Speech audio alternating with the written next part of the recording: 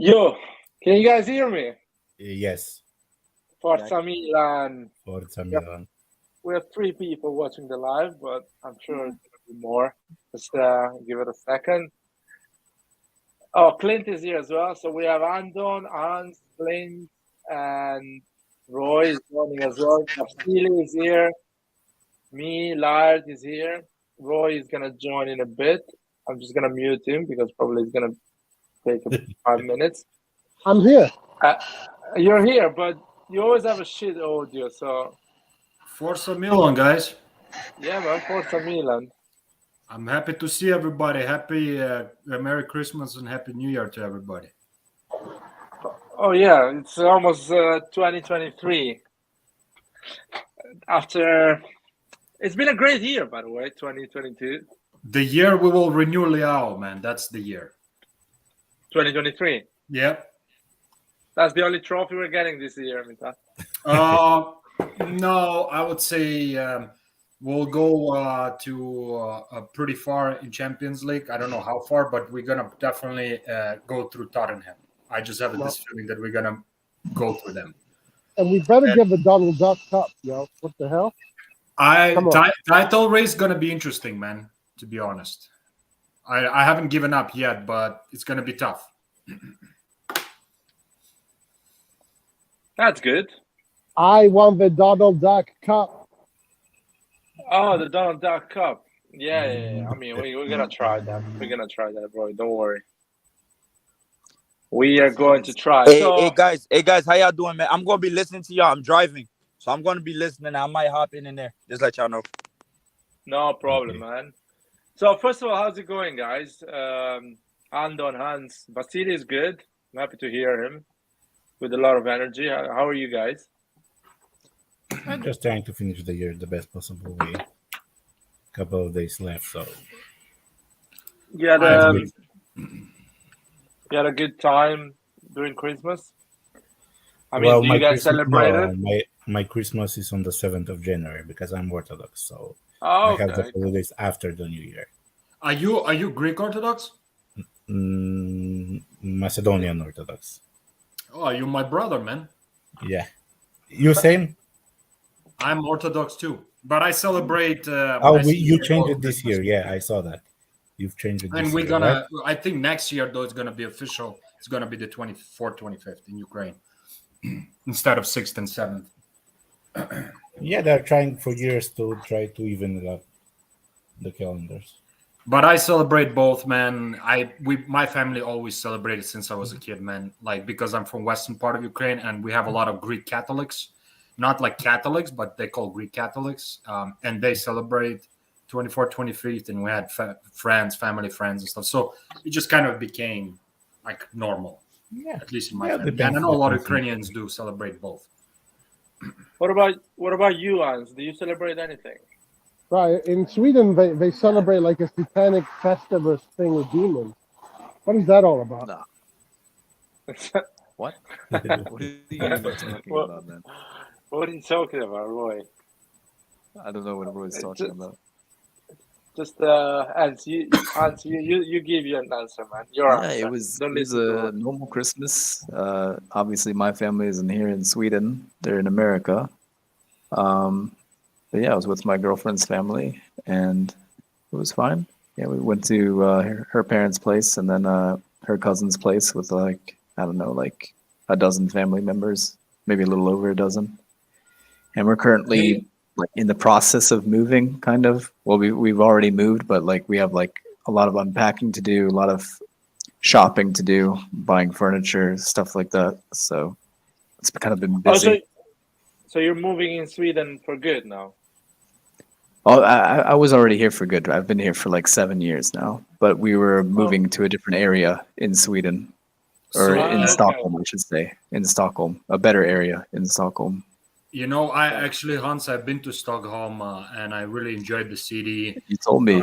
Yeah. And honestly, man, I'm planning to go there again because I have a really good friend of mine there. So hopefully next couple of years, man. I'll yeah. Let me know. Oh, for sure, bro. If I do come, man, you'll know, bro. I'll let you know for sure, man. Oh, yes. Nice.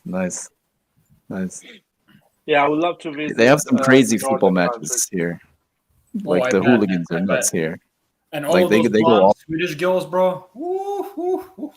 I mean, that's what I'm there's them, and then there's also, you have like I'm not gonna lie, like the North African, Middle Eastern, like there's a lot of that. Oh yeah, there's a lot of beautiful women, man. But what kind of stunned me, man, seeing so many beautiful blonde women, man, in one place, bro.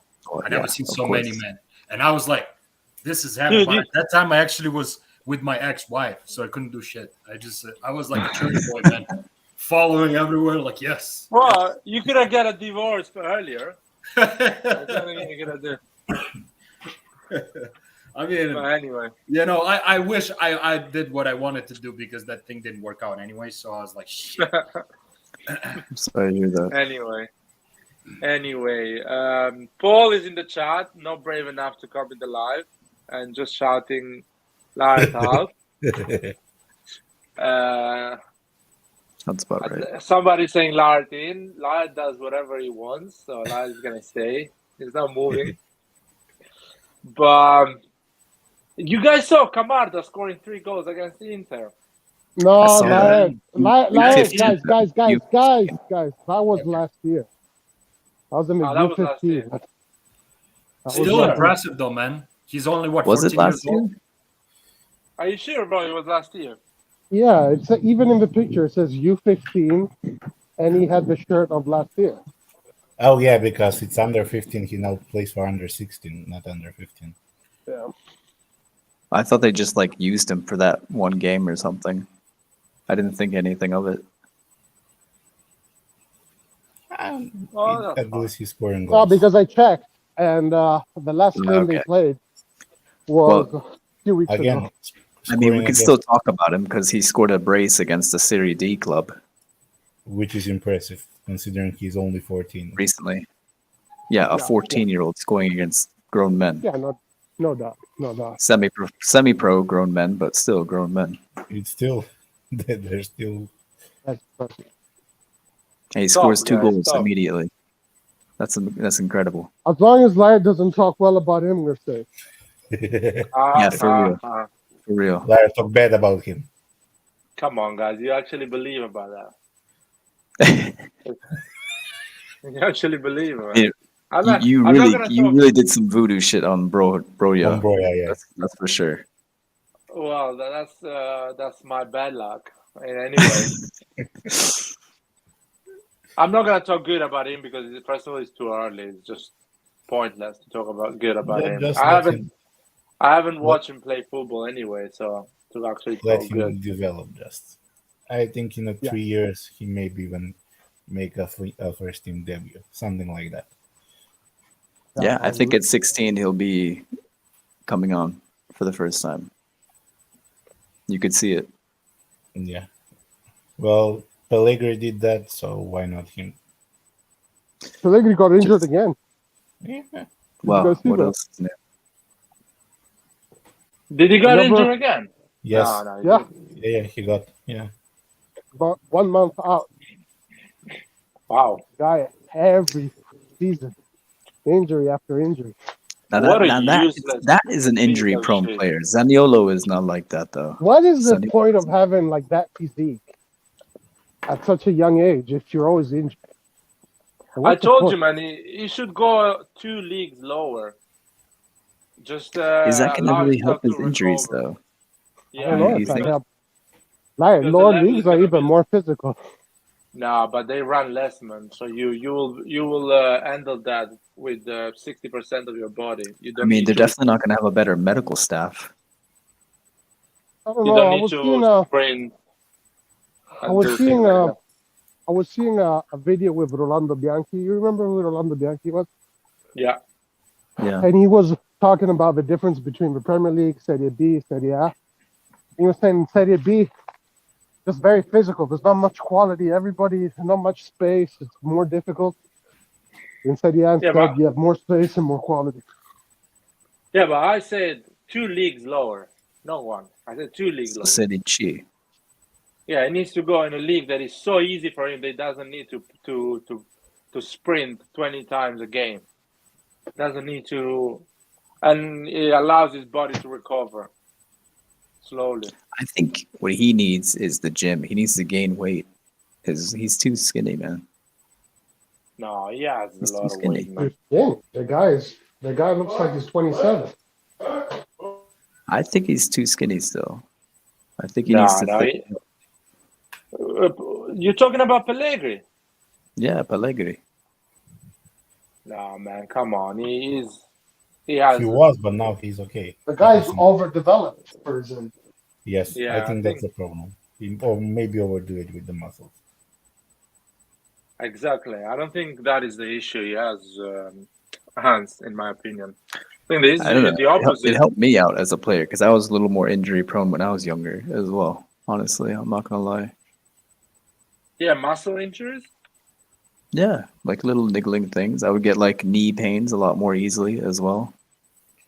Yeah, but knee pains is different from muscle injury. Muscle injury, you need to be light, and your Or like muscle I would have like I had some MCL issues and things like that. Maybe, man. I'm not a doctor, but my opinion is that muscle injury comes when your muscle grow bigger. Mhm. That's the issue. Maybe I am wrong, but it's not our problem anyway. Pellegrini is not our issue anymore. That's true. Thank God. It was just too much. Yeah, guys, I agree with Paul in terms of that young kid. Yeah, the people are already giving him way too much media, man. The Camarada, little guy, the 14-year-old. That's the world we live right now. Yeah, I he's know, gonna. man, Have to, but he's I gonna just have to live hope with he's it. not gonna get burned out, man. You know how it is, man. Like with Well, the good thing is he's not making videos or exposing himself. Exactly. He's not doing what was it? He's not doing the Mastur. Mastur. Yeah, he's not following that playbook. And we have Maldini here. We have Zlatan here. They're gonna keep his head straight, I think. I'll be honest with you. He's not gonna handle social media the way we handle it because he's a kid that was born with social media. So he knows how to, he knows. It's different for him, in my opinion. Well, For him, depends social media is like television. Well, depends what he wants to achieve. Because, for example, for Mastur, it was more important to be good on social media rather than the field. Yeah, but he was not born on social medias. He was already a teenager when social media started to grow. So he didn't know what it was. So he got kind of bored by that culture. But this guy is raised by social media since the age of 3. Social media has been Again, around. he's still not exposing himself that much, which is good, very good. Yeah. Anyway, it's if it's meant to be, it's gonna happen, guys. We've been unlucky in the history of Milan. Van Basten quitting football at 26, Pato getting injured at 20. We had a lot of bad period. So hopefully, maybe we're lucky this time. That's what I'm saying. Let's Hopefully, see. yeah. Camarda Hopefully. should. I think Camarda, if everything goes according to plan, we'll see Camarda. So maybe it's going to. We lost you, Roy. Can you hear me? Yeah. Yes, no, yes. I said that if we are lucky with Camarda, we're probably going to see him at his best when we have a stadium. So he's going to be surrounded by a lot of great players. Because I don't think we're going to see him like 3 years. In 2 years, he's going to be 17. He's going to be 17 in 2 years. Roy, I really feel there is more chance of Camarda winning 3 Ballon d'Ors than us having a stadium. Well, even if we even if we build the stadium, it won't be all done until at least 2028. That's 6 years. Yeah, 6 years, he's going to be 22. Or he's going to be 20. You know? Yeah, around 20. I guess It's going to come faster than you think. It's going to come fast. Yeah, it's a blink of an eye. I'm gonna be 40. Ooh, me too. You're gonna be what? 40 years old. Bro, Yeah, I'm same here. already 40 years old. I'm gonna be 41, man. I'm yeah. old. I'm old, man. In 6 years, you're gonna be 41. Oh, you're lucky. No, I'm gonna be in 1 year 41, bro. Okay, because I'm talking about in 6 years, I'm gonna be 40. Well, Yeah, we you're can have still young, bro. I will be. supposedly we're gonna have a stadium, you know. Yeah, you're right, man. I will be 46. Oh my god, I'm gonna be really old. You get really old. I like to make it sound dramatic, man. You know what I mean? Anyway, Hans, what's going on, man? The transfer window is gonna be open in a few days. Are you excited? Not really. I don't think much is going to happen this January for Milan. I don't think we're Yeah? making any moves. Well, depends on Mayan injury. If it's more serious than they thought, they maybe bring a better backup. Yeah, that's going to be really unfortunate if we have to make a move for a goalkeeper. I still don't see that happening though. We're renewing Benacerin. That Well, will be our pattern. Hopefully, that's why I'm 99% saying, like sure. nothing is going to happen. If we can't renew them, man, I don't know. Then honestly, I'm Well, ready. reports are saying that they will renew. you know what I got. You know what I think, you guys. I think they're gone. Honestly, I'm 99% sure of this point. From what I'm reading. Same. all right. I hope you're right.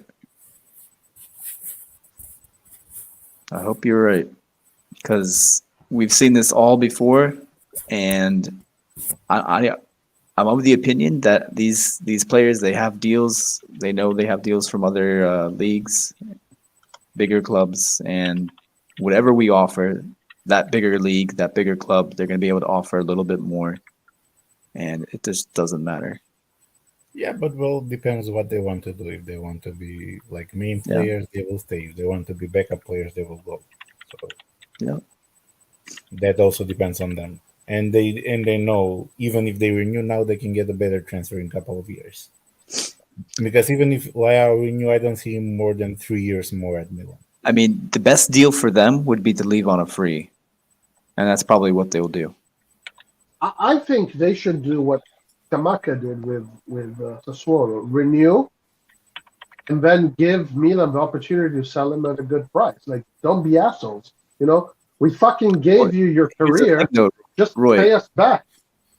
yeah, you would hope so, but if they know that they have a deal in place with this club, then they're just going to be reluctant to do that. I think they're going to the big club, like I don't know, let's say Man City is going to tell them, just don't renew. We got you. It's fine. Just don't say yes. and we got you.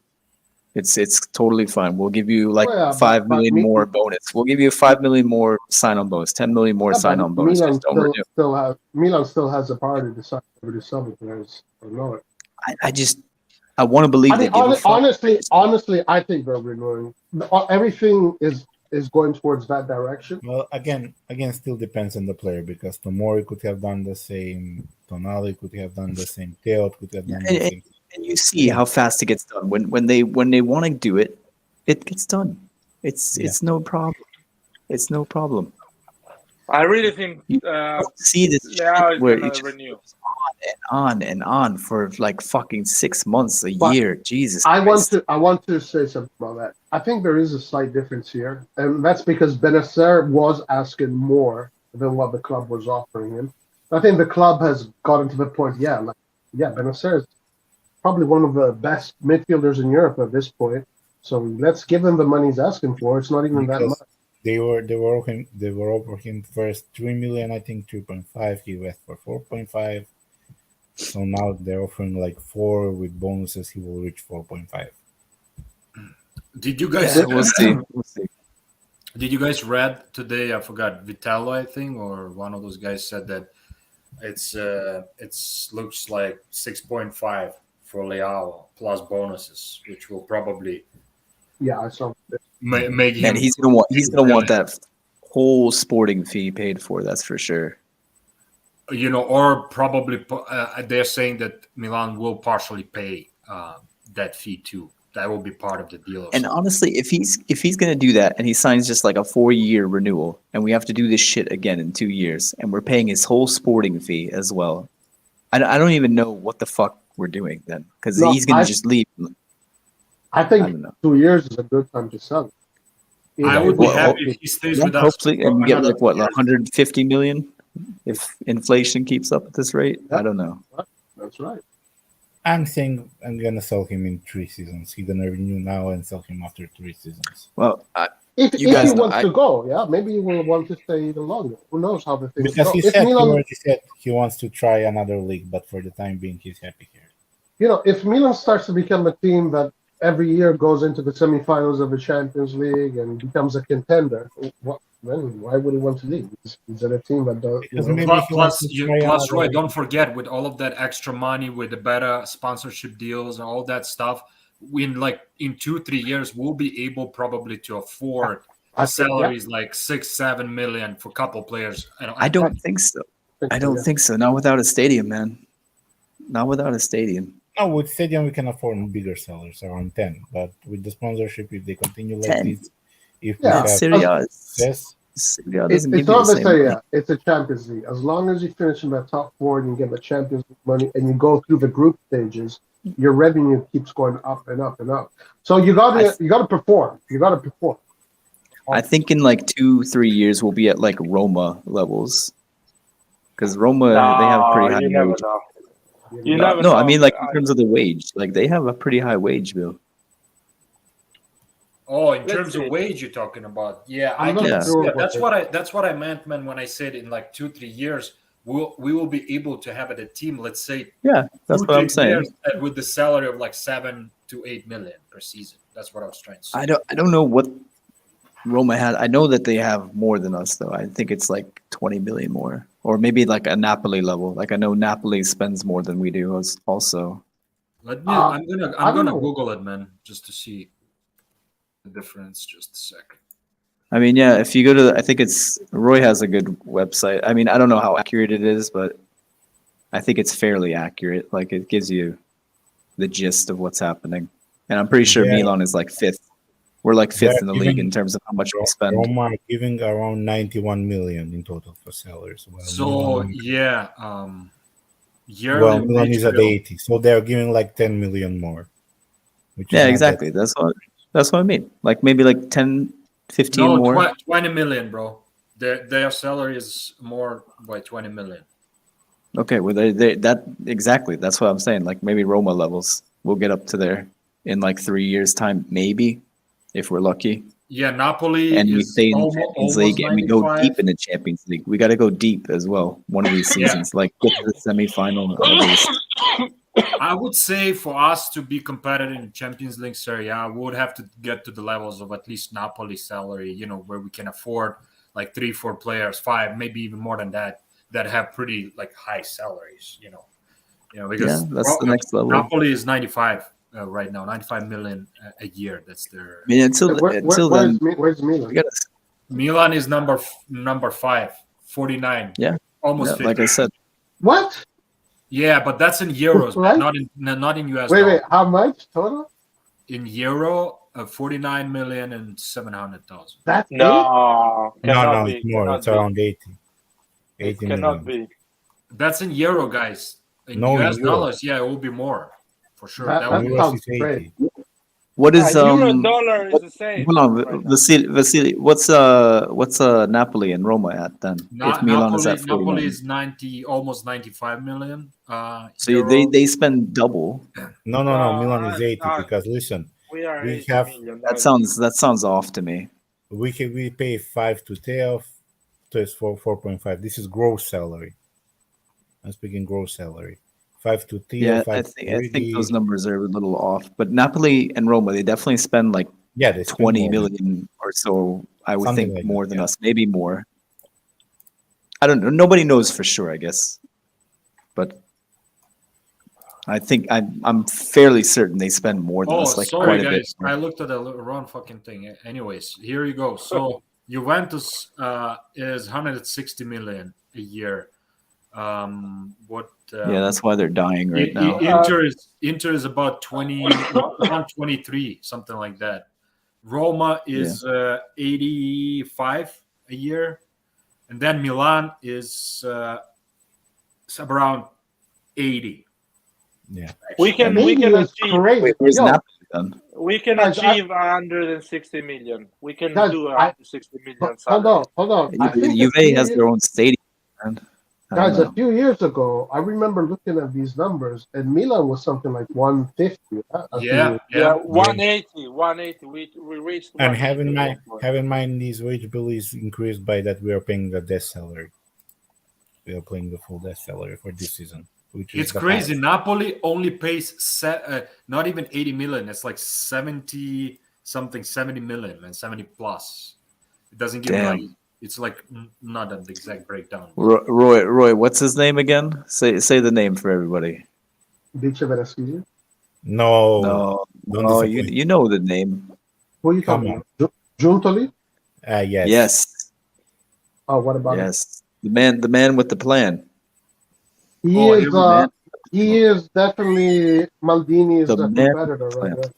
Guys, Juventus do you want to laugh? Juventus won it. Do you want to laugh? Monza's yearly budget for salary is 35 million. Jesus Christ.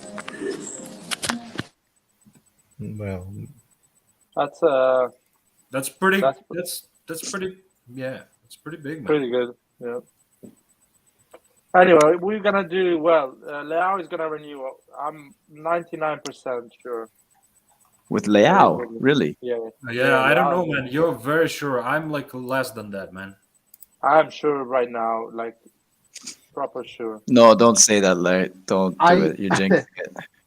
I feel the same way, actually. I mean, the thing is, like, you read the news and you kind of get an idea from what the news is saying. Right now, everything is suggesting that Leao is going to renew. So until we see anything different.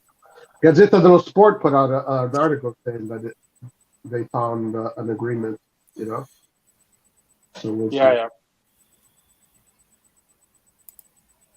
We shall see. It's basically. I don't want to. Yeah, it's basically done. It's a done deal. Somebody in the chat is saying Napoli are gonna get Amrabat and Unaki.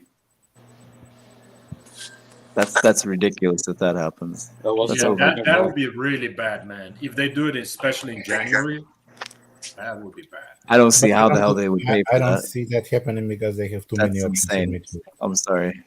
So far, they just renewed Lobotka.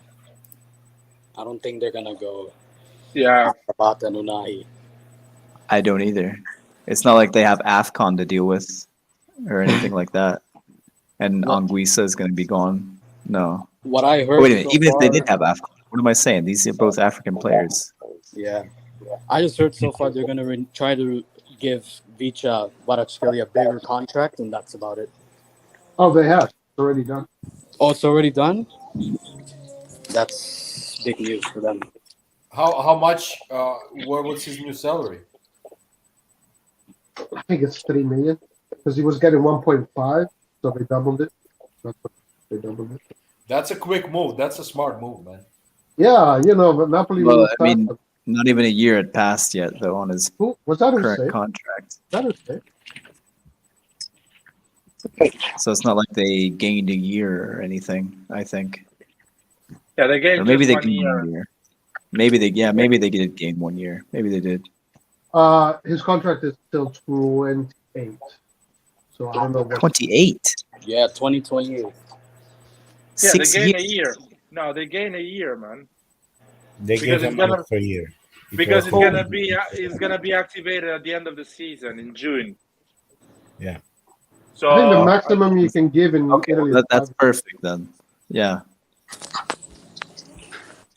Yeah, 5 years. Is Yeah, maximum. Napoli's doing things right. I can't I'm say telling you, anything. Giuntoli is the real deal. Giuntoli is the real deal. Well, where was he the other seasons when Napoli was fucking off all the time? Well, I mean, we have Maldini. That doesn't count. We have a real deal as well. It's not that he's the only. When did he go to the club? This Giuntoli. What's his name? Juventus it's been won- there for a while. It's been there for a while. Juventus And won he it. just now got smart and Well, I mean, Napoli had the Senators. The team revolved around the Senators. They took all the Senators out and they replaced them. with great that's what players. they had to do. Yeah. They appointed him in 2015, so that's like 7 seasons ago. Yeah. Gotta get rid of them. I wondered where they've seen that been done before. Not renewing players. They ask too much money. I wonder where they've seen that.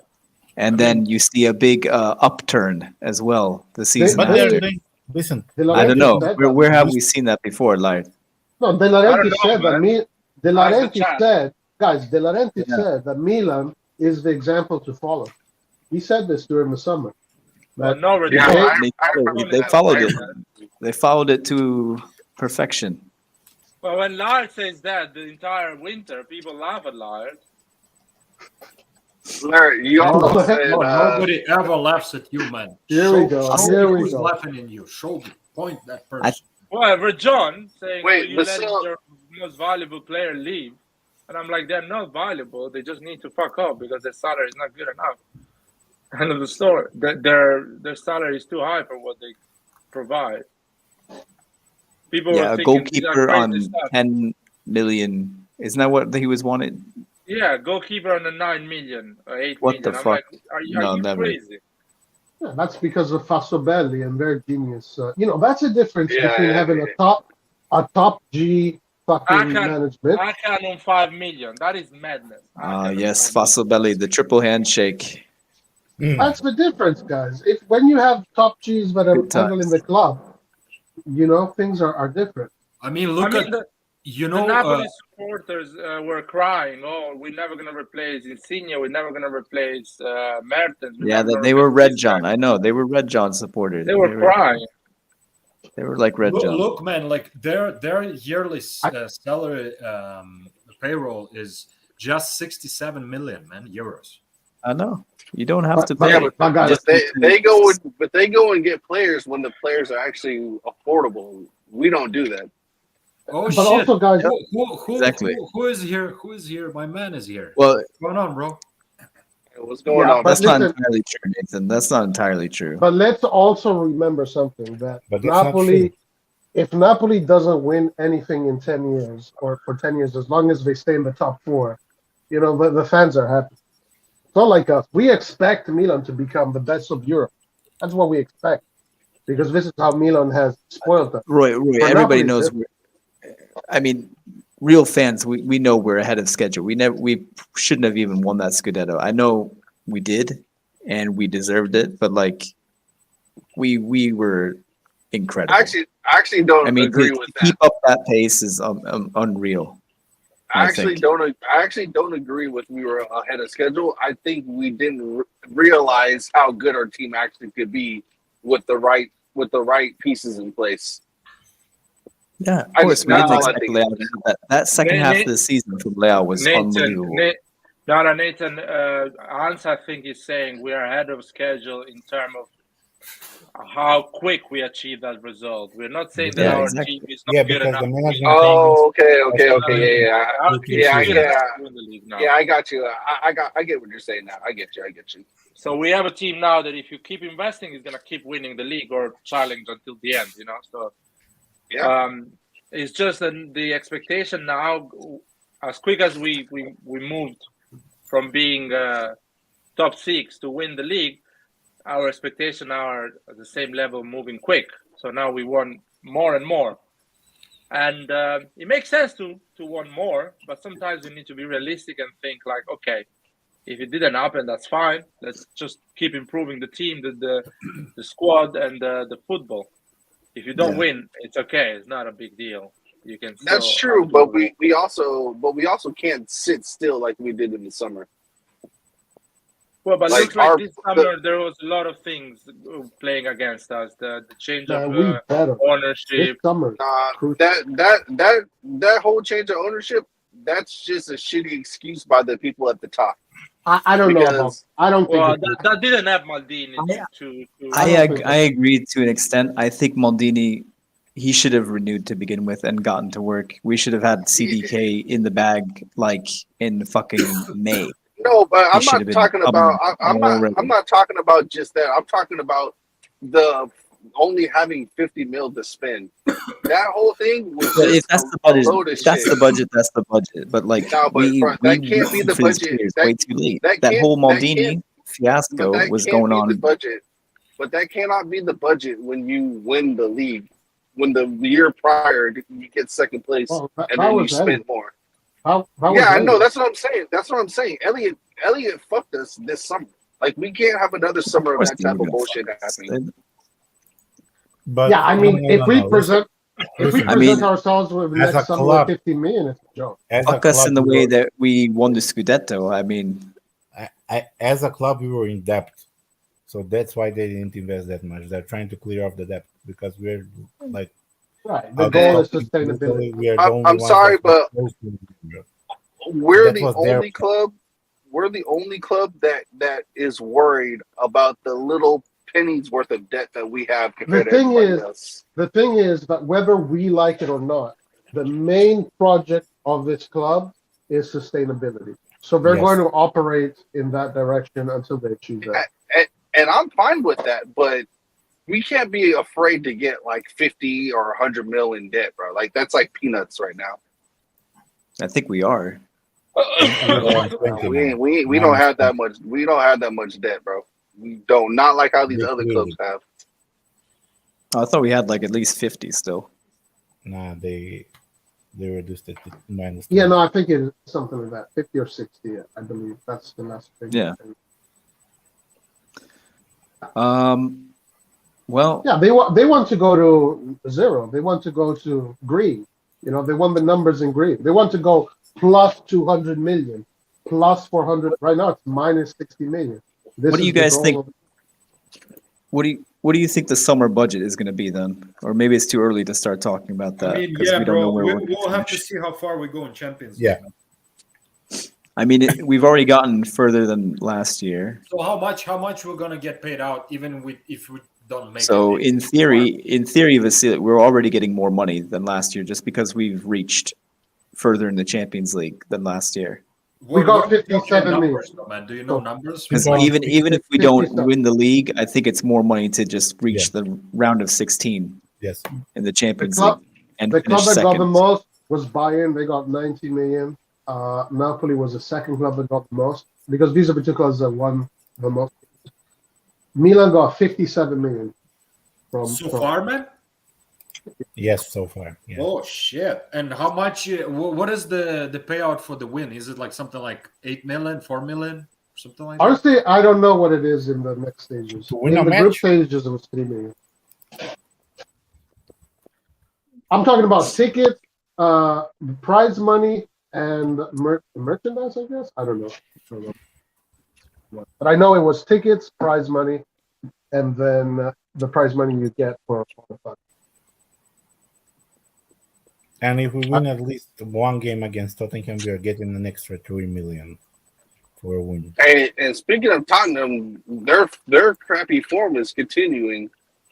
So Milan should definitely get their act together because this is a good chance to get a team while they're down. Oh, I found the breakdown, guys. Quick one. Reaching group stage, 15.64. Group stage draw, 930K.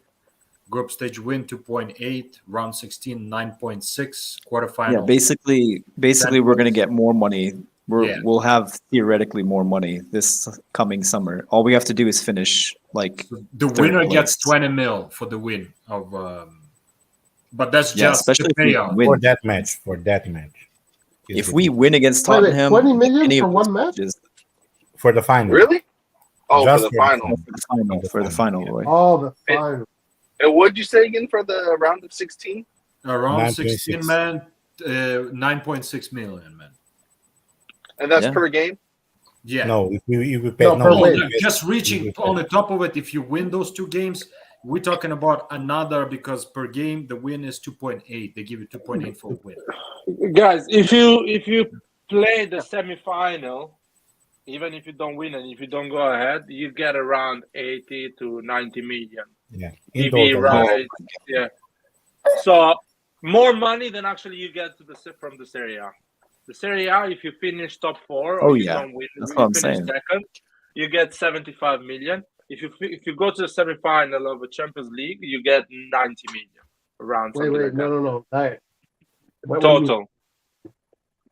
Oh, total. Yeah, total. Prize money for the Serie A is total garbage, yeah? Yeah, winning the Scudetto is 20 million.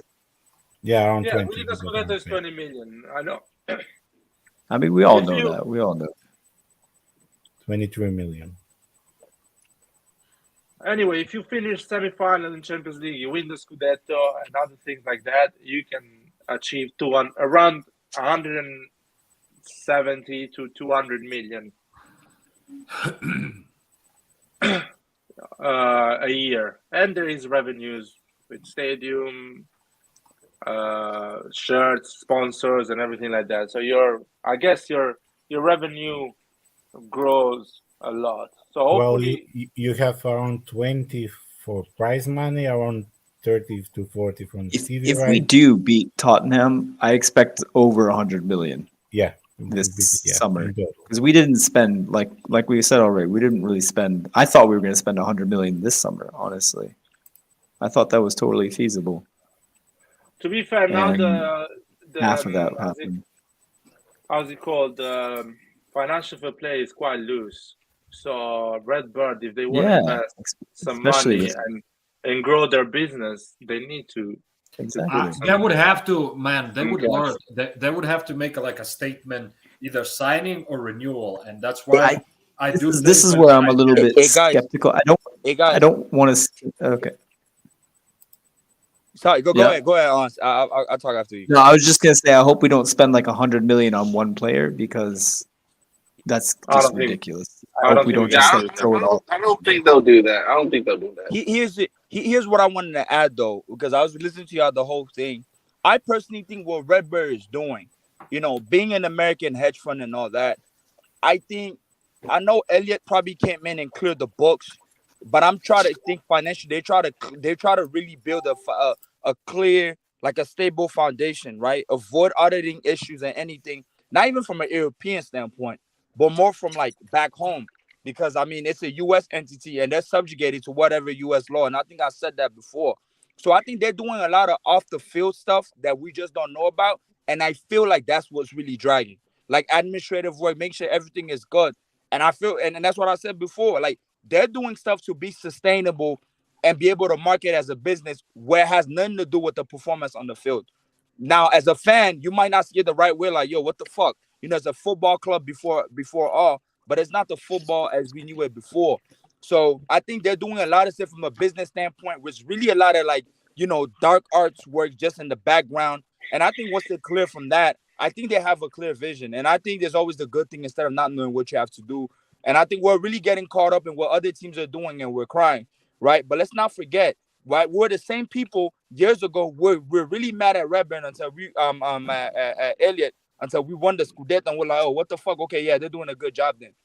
But we're still crying because people weren't being renewed, weren't buying certain players. So we kind of look at it. I think they know what they're doing, bro. Nobody dumps in 1 billion and decides to just sit there and watch stuff goes, to shit. I highly doubt that. I agree. I agree with what you're saying, Clint. But if you neglect the field aspect as well, you're not going to get the types of sponsors that you want in the end. I agree as well too. The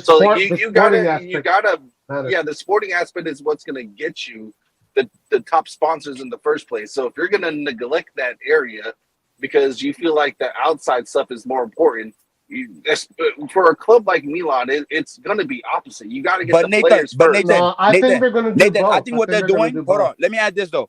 I think what they're doing. They need to do both for sure. Hear me out. I think what they're doing, and I know it sounds wrong, and maybe it might not work in Europe, but I think what they're really doing, they're doing franchise model, right? Because when you see a lot of these MLS teams, right, they'll generate you a shit ton of money. You understand me? But the performance is not always there. Sometimes you don't know the fucking players, but they make sure like the gear, the marketing is always good, where they're sustainable. Because you explained to me how there's like certain teams, like I don't know, DC fucking United, right? Or some of the fucking, I don't like what's another team that don't even win the MLS Cup, but they're still there over years in and year out, and they're not declaring bankruptcy, right? And that's what I feel like it's important for them to get that stadium. And I feel like that's the priority.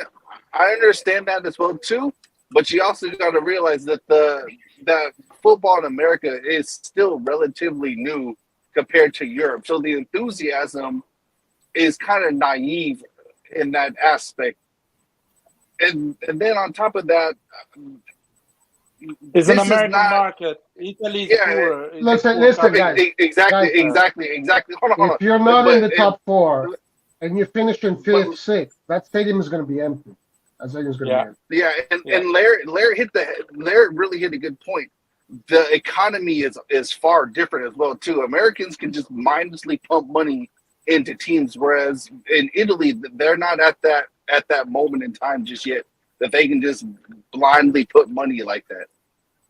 So if you're not coming with the players on the field, what you do off the field ain't gonna mean shit to them. Completely right.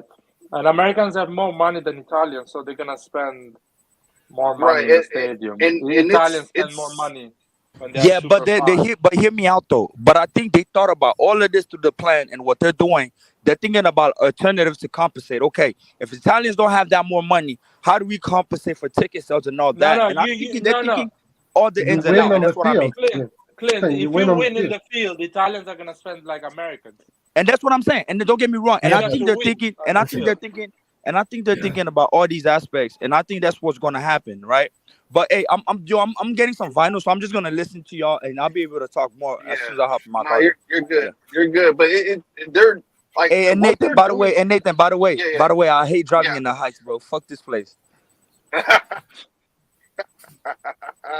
Hey, trust me, I already fucking know, bro. Hey, but, and I agree with the things that Clint are saying. It's just that I feel like they're going about it too lopsided.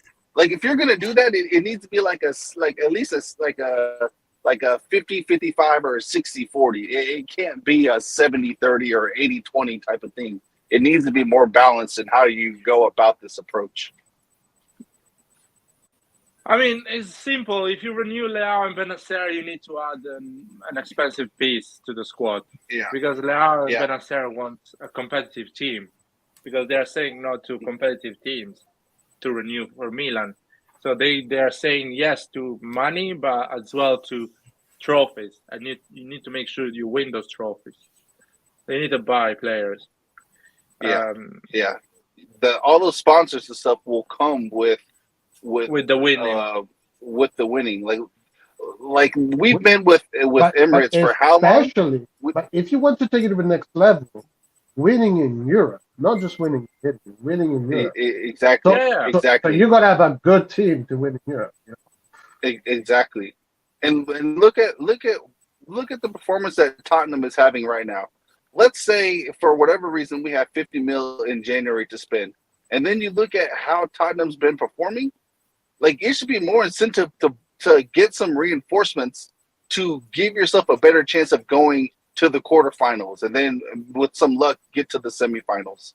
Like, don't leave it up to chance when you have the opportunity when a team is down to really put the nail in the coffin. I want to say something. Last year, Maldini said it with his own words, that Elliott gave him the money in January to get, I think it was Botman or Sanchez. I think it was Botman. But then they decided, no, we're not going to get him because Kalulu is having a great season. And then at the end, they tried to get Sanchez. That didn't happen, so they decided, we'll just get the youngster. We're happy with the team. So Elliott did give them money in January. Yeah, that's true. So I'm thinking probably Redbird will do the same this January. So let's see. I mean, let's see what they do. It's still early to tell exactly how. Yeah, and last year, of course, we weren't in the Champions League. We got kicked out early.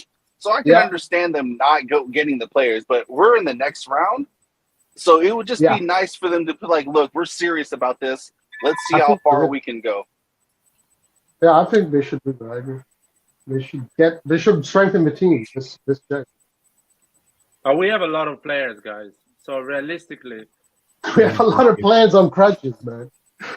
Yeah. So, and then, I mean, Rebic healthy is the same thing as him being on crutches as well, too. So I don't know how much you can actually count that. Rebic. I don't know. It's not so easy. And Maldini says as well that if you want a player to get in, you need a player to go out. Because the difficult part in the market is to get rid of a player more than actually buy one. And all the clubs are trying to offload players first and buy one after. So, well, the first news that we got that may be true is that Lazetic is going out on loan. So if Lazetic goes out on loan, that probably opens a spot for the offense, no? I mean, let's see. I found it really hard for Milan to add another player when it looks like we have players. You know what I mean? At least bodies. You know what I mean? Well, we can I discuss disagree. the quality. We can discuss the quality, but I think we need, like, the bodies aren't performing at the best level right now.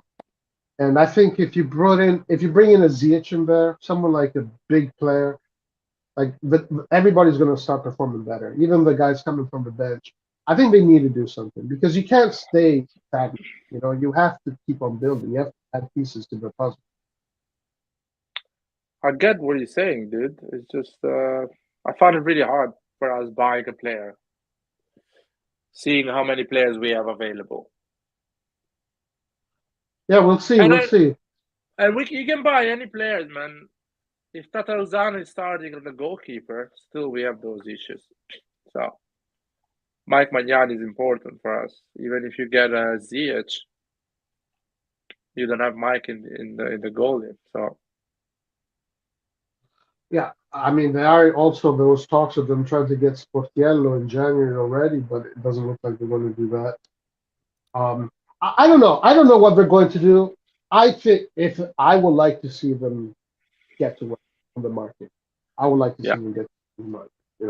That's what I would like to see. Then whatever happens, happens.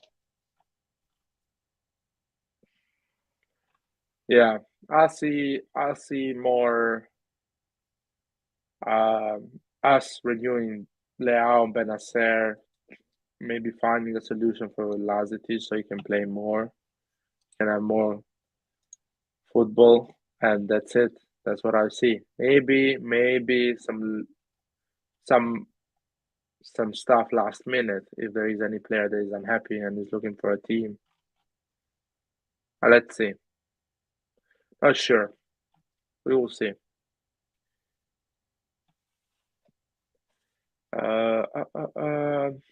Hans left.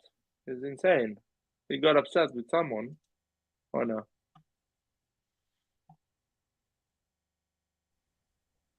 Incredible. What happened? Oh no, nothing. Hans. Oh yeah. He didn't get upset with Oh, it. guys, Lucas is in the chat. Oh my God, look at Lucas. I He's, haven't seen this guy forever. Thoughts on Colombo? I want Colombo to come back to Milan and I don't want me. Look, my dream is for Milan to never have to buy anybody that is 30, 40, 50, 60, 70 million. That all the players that are going to come up are coming from a Primavera. And you know, of course that's not realistic. You have to get a few players in there. But the Primavera becomes essentially the fuel for AC Milan.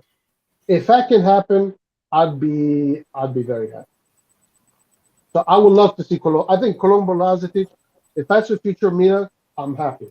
Because at Milan, I think they will be given a platform to develop into top players. So for me, I'm all about Colombo. well, that would be cool, but not easy to make it happen.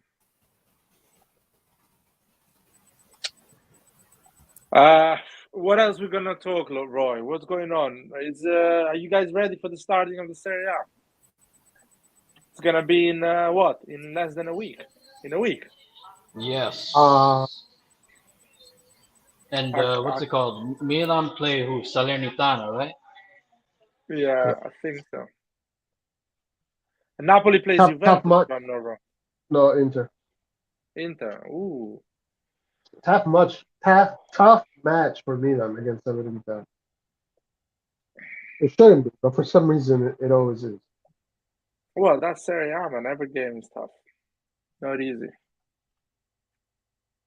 Tough league. And the fact that we're broke makes it even tougher.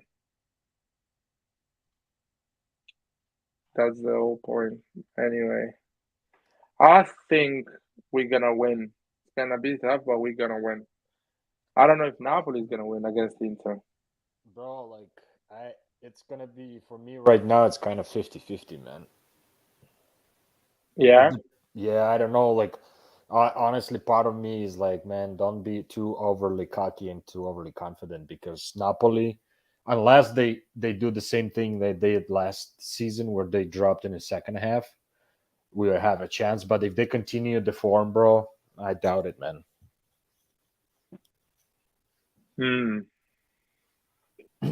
But that's just me being optimistic, realistic, kind of. I guess you can call it, or realistic, optimistic, something. You know, I still have hope, but it's like 50-50, man. We playing the same day Napoli playing, or yeah, 4th of January. So same day, same hour, yeah. Yep.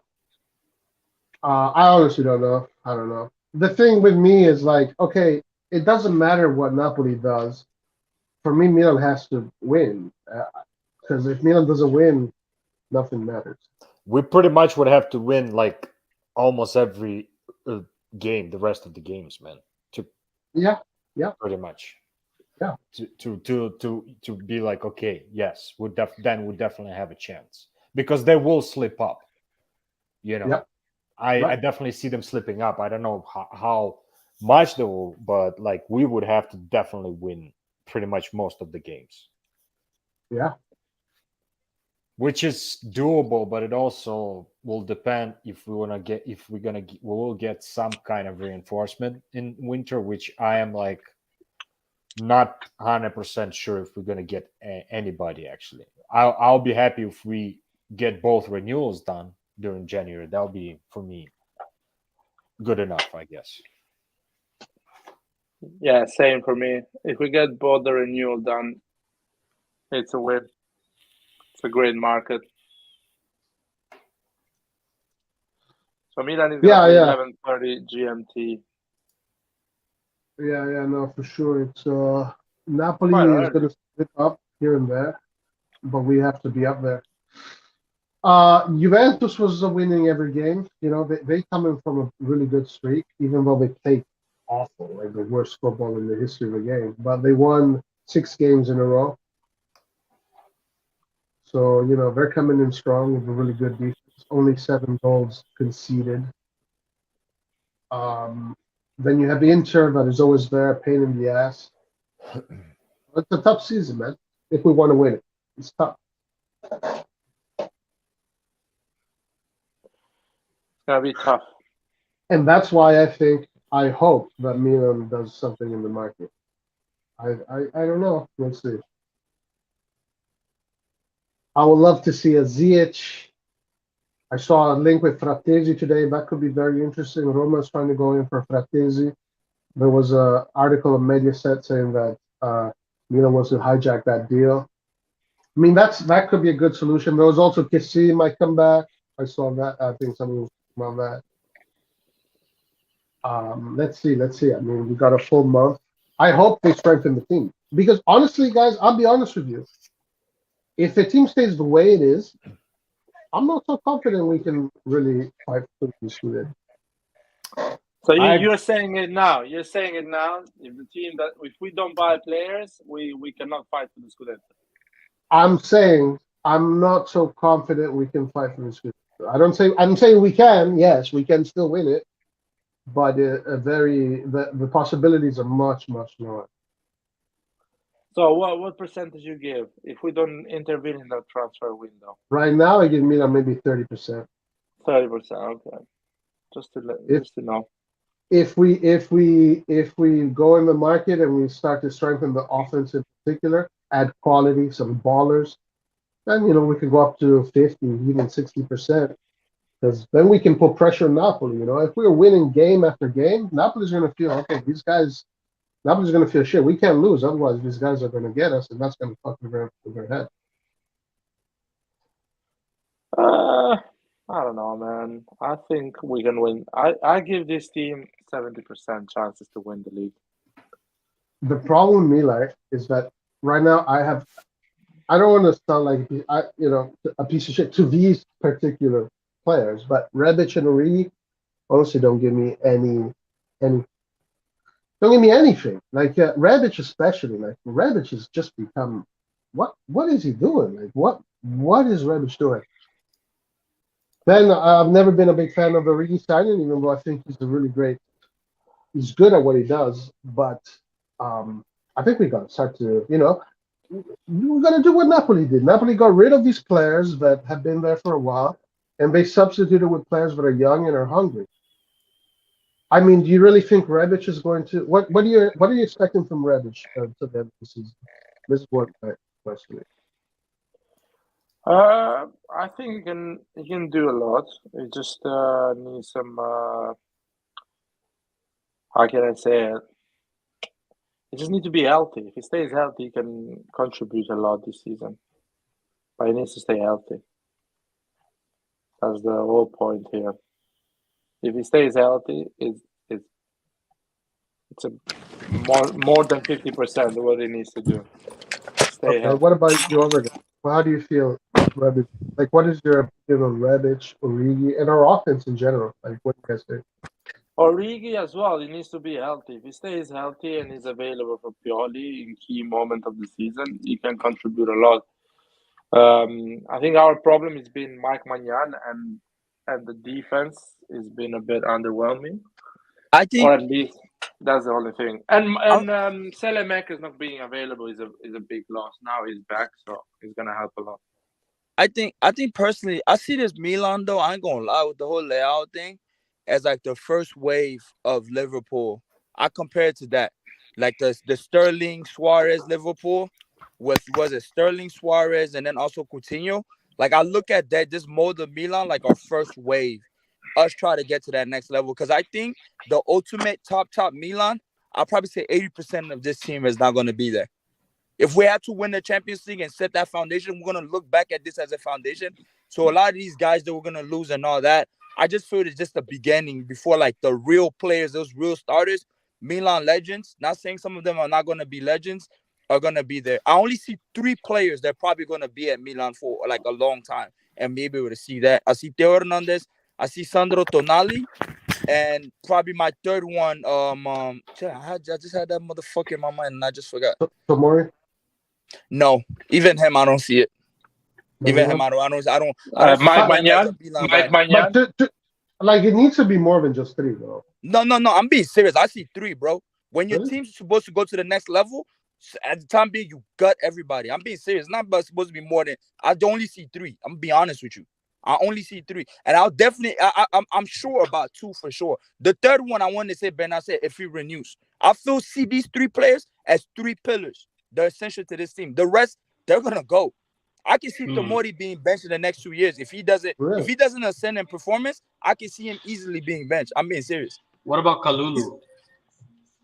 Yes, we can put him in there, but then he's kind of like a joker for me, and that's my opinion personally. But those 3 guys I mentioned, I see them being like, yo, we can look back at Milan, because you look back at that Liverpool, you look at a Jordy Anderson, you look at a James Milner, right, that stayed at Liverpool, that they've been throughout the storm. I mean, they were part of that Steven Gerrard transitioning to the Salah, right? Because even Maignan, if he's getting injured, we got a new guy. He might not be. That's why I didn't even mention him. So I see those 3. I see me. That's just me, because I think, and we can all agree. Now, I might be wrong with the players, but we can all agree. Us going to the next level, a lot of these guys are not going to be there, and that's a fact. I'm sorry. I don't entirely agree with those numbers. No. I mean, I think that there are players that are capable of getting of pushing Milan to the next level. I mean, I think it's more than 3. That's all I'm saying. Okay, so give me a counter.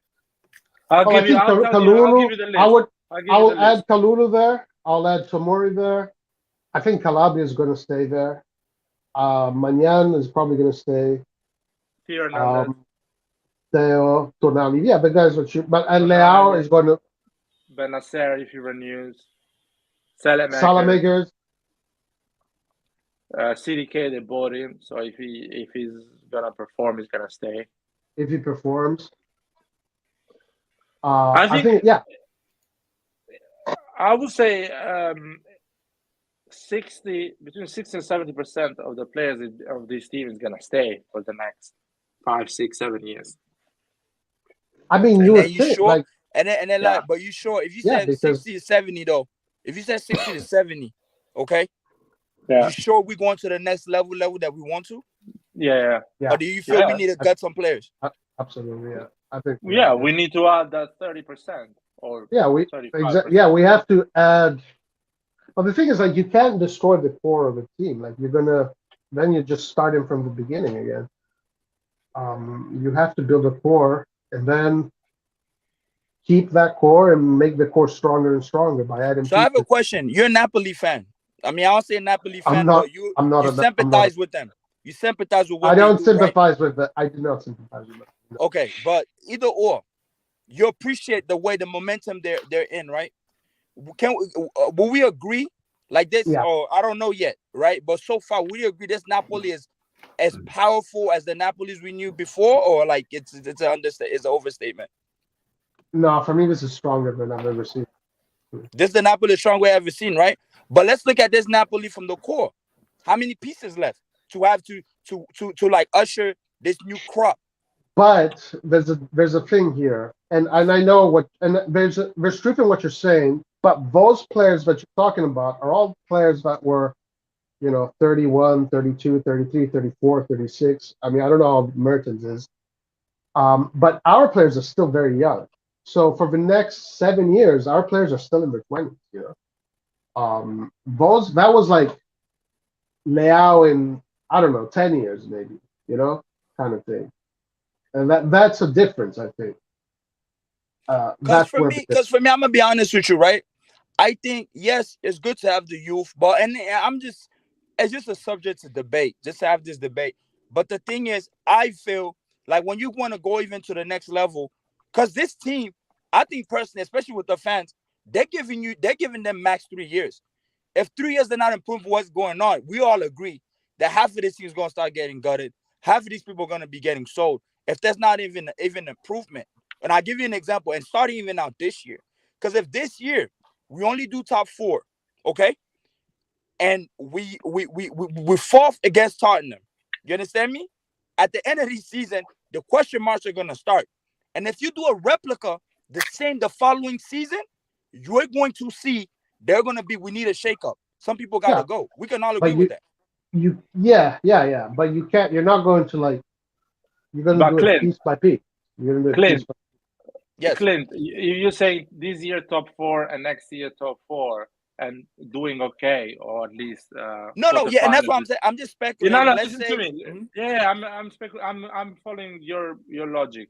This Mhm. year top 4 and we beat Tottenham. Next year top 4 no, I and said we we don't. go. No. I said we don't beat them.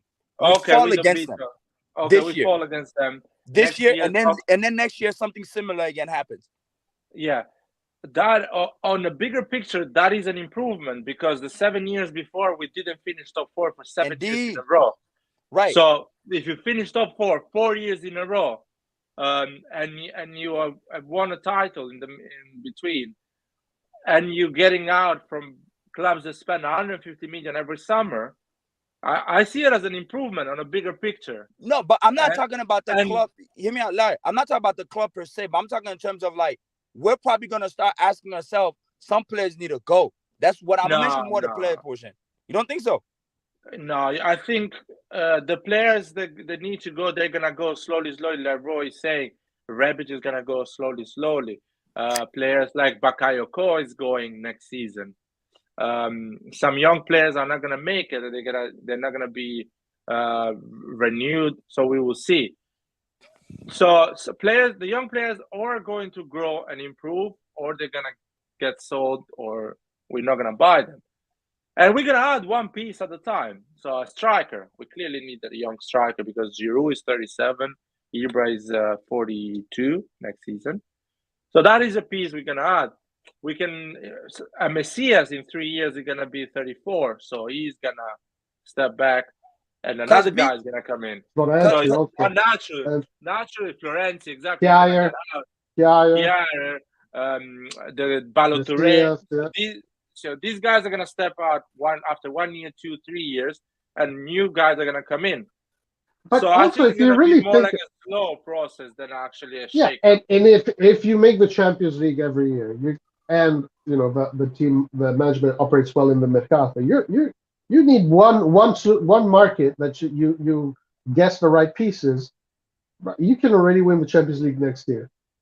You know, Or you can like get the right piece so well that Tomori becomes your bench player because the guy you bought is even better than Tomori.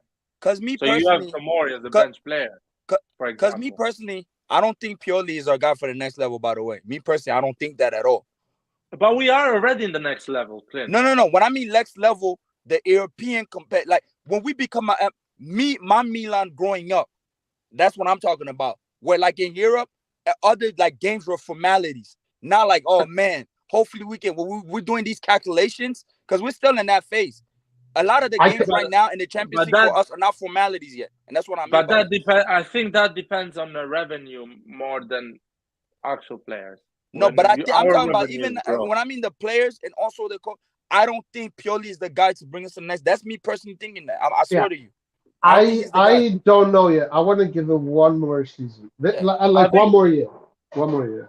I think if we have the right revenues, we can become the Milan we used to be, or at least be like what Liverpool, Real Madrid, and City, and all these clubs do every year. I mean, listen. Every year they go to a semi-final or at least quarterfinal. Worst case. Yo, it's easy to be Klopp.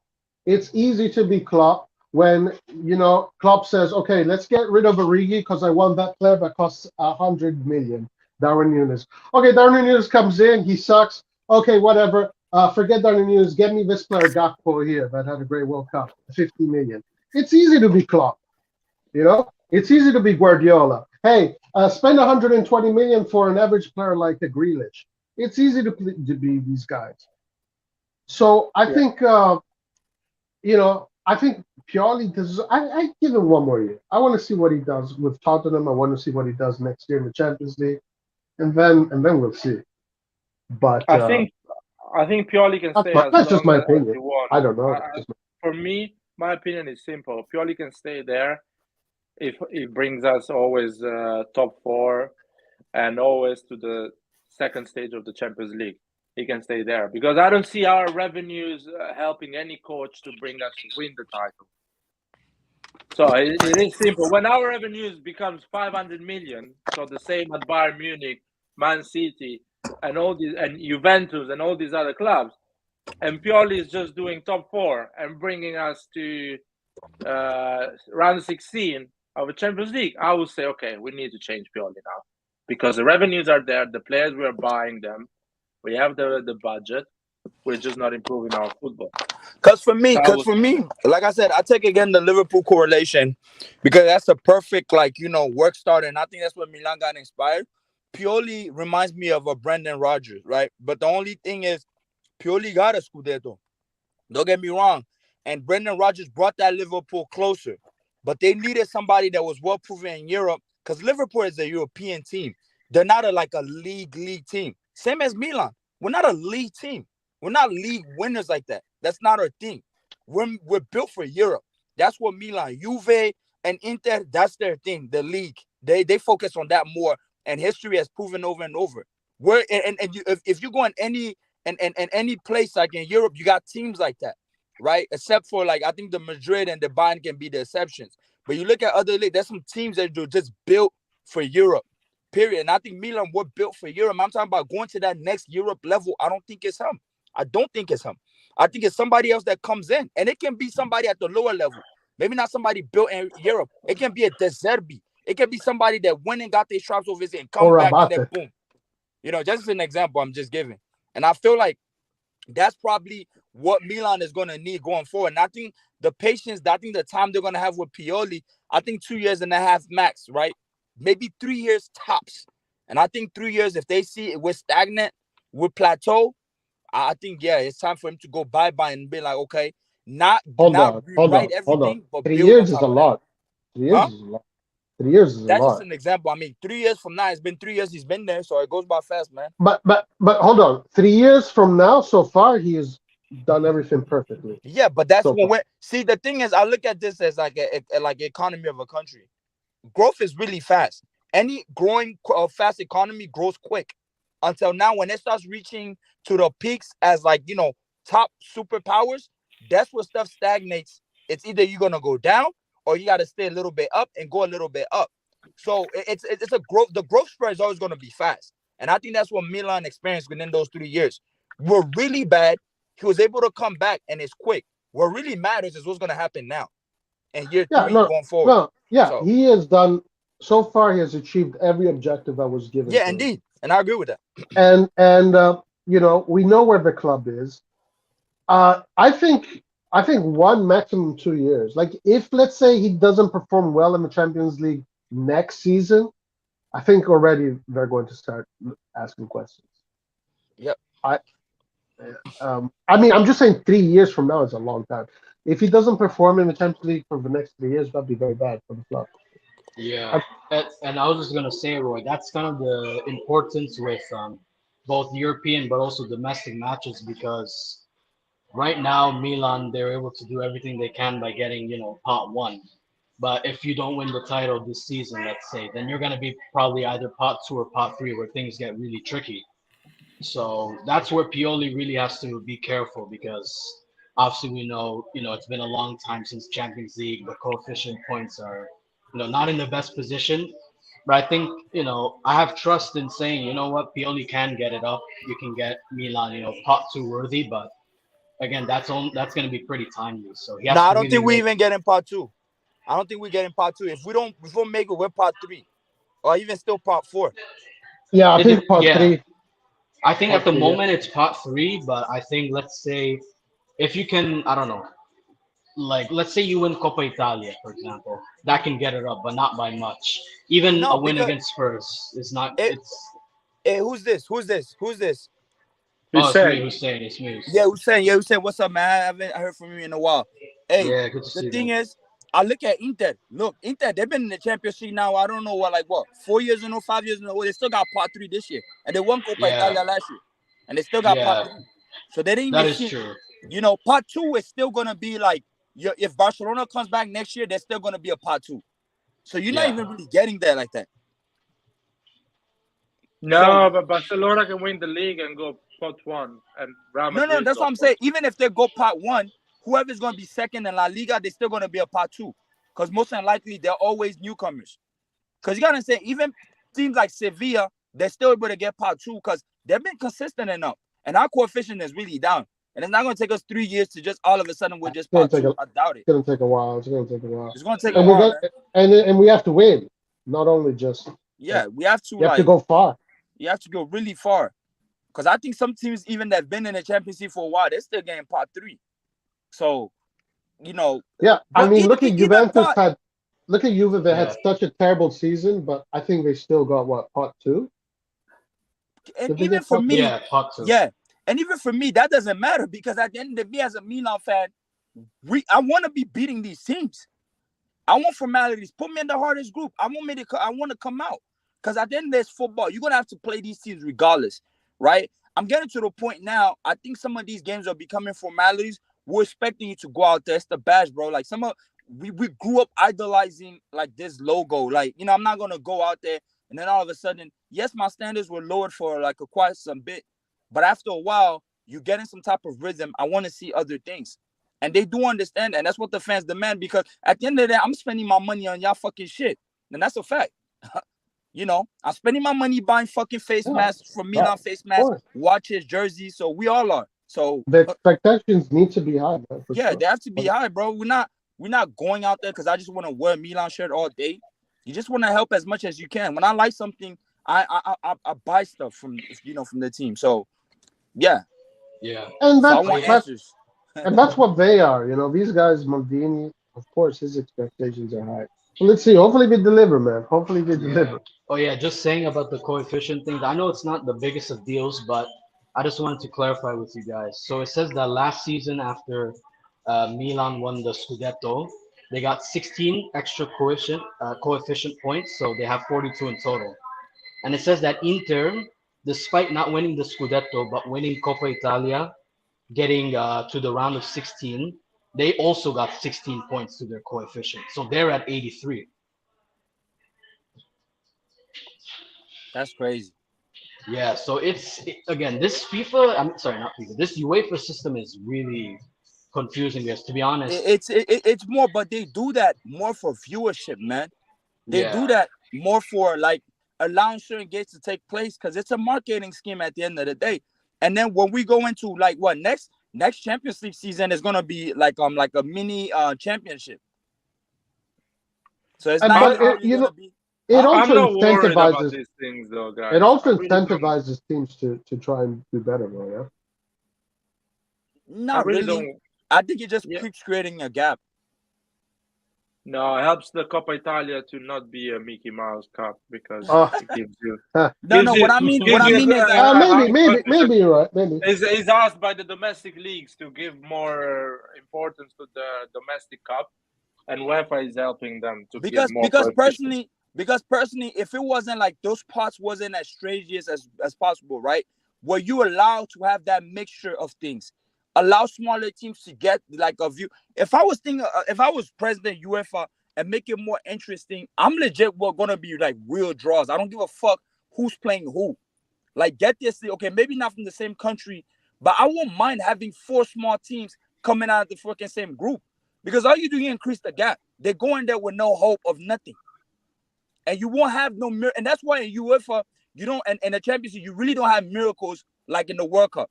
You really don't. And I know it's like it's like 2-leg games they have sometimes, but you really don't because they're already freaking set dead from the beginning by being in a part 4, part 3. You're getting all the big teams. There's nothing you can do about it. And I think it's a kind of like a disadvantage, to be honest. No, I like that. When you're top 1, you want a weak team. Now that you're at pot 4, you want a weak team. Sometimes, me personally as a Marine, I like seeing blood. I like seeing like big teams falling sometimes, and I enjoy that. I kind of see both aspects. You need to beat them. I gotta say, I do like the idea that incentivizes teams to perform better because the better you perform, you get advantages, right? So I do like that system, but I also don't mind the other system, like I'm somewhere in between. Because Roy, explain this, right? And I understand not all leagues are equal, but I think it's fair. It's fair if you're a team like Dynamo Zagreb and you're first of your league It's not your fault that you happen to be in that league and you got small revenue. But if you did your fair share, there's a requirements for the job. Like you need to be first somewhere. Why we don't have equal opportunity? Why is that I finish first every year or in Scotland? Right? I always feel bad for the Scottish teams. I finish first every year. Yeah, you can say my league is weak or whatever, but I meet the requirement. It's based on the standards I have. That's not my fault. I don't play in Italy. I don't play somewhere else. Why did all of a sudden I'm subjugated through tours? Like why? From a revenue perspective, then how's that? And that's why I say those are the gaps. Like they need to know how to close that. They really have to. Because I'm finishing top of my league, and I always got to be part 4, or I have to play pre-qualifies to get in there. It creates a gap. I'm being serious. It creates a gap. It's more like to be a Scottish team. It depends which country, right? Some countries they can finish first and they have to go through the qualifiers. Yeah, which is what I'm saying. Scotland, Norway. Well, that comes down to coefficients, But that's Europe, Clint. That's Europe. That's how Europe works. Since since the TV rights came in, the system of the TV rights, clubs like Dinamo Zagreb lost a lot of money. Clubs like Man City gained a lot of money. Simple as that. Yeah, because before football was. Galliani says that before football was all about stadium revenues. Benfica had the same amount of money as Real Madrid because the stadium was 80,000, like Santiago Bernabeu. So they will keep Eusebio forever and not sell him because they had the same amount of money as Real Madrid. Now the TV rights is the biggest game changer. Clubs like Steaua Bucharest, Dinamo Zagreb, they were historical clubs challenging. Yeah, and that's what I'm saying. Exactly. But that's the nature of business. No, and I don't disagree, but some other people will cry, will cry that. But then you got these things really taking place. Well, that's not fair to Premier. But look at all these smaller things, and I think you bring it to the level of equity. It's more fun to play, but that's just. No, Clint. Last time UEFA tried to fix this issue, they introduced the financial fair play, and the issue became bigger. But I think it comes down to the coefficients. But like Real Madrid and Juve have and whoever team have the highest coefficients because throughout 100 years of playing in this competition, they have performed the most in it, and they have gone. But they use the last 5 years. The coefficient is the last 5 years. Are you sure about that?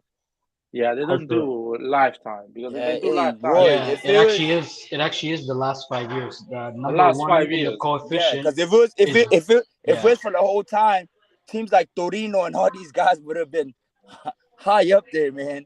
Milan would have been always top 1 if it's a lifetime. If it's the last 5 years, then yeah, I mean, that's it. I don't know. It's an interesting argument. All I'm saying at the end of the day is just creating gaps because it's becoming exclusive. And I'll give you another example, right?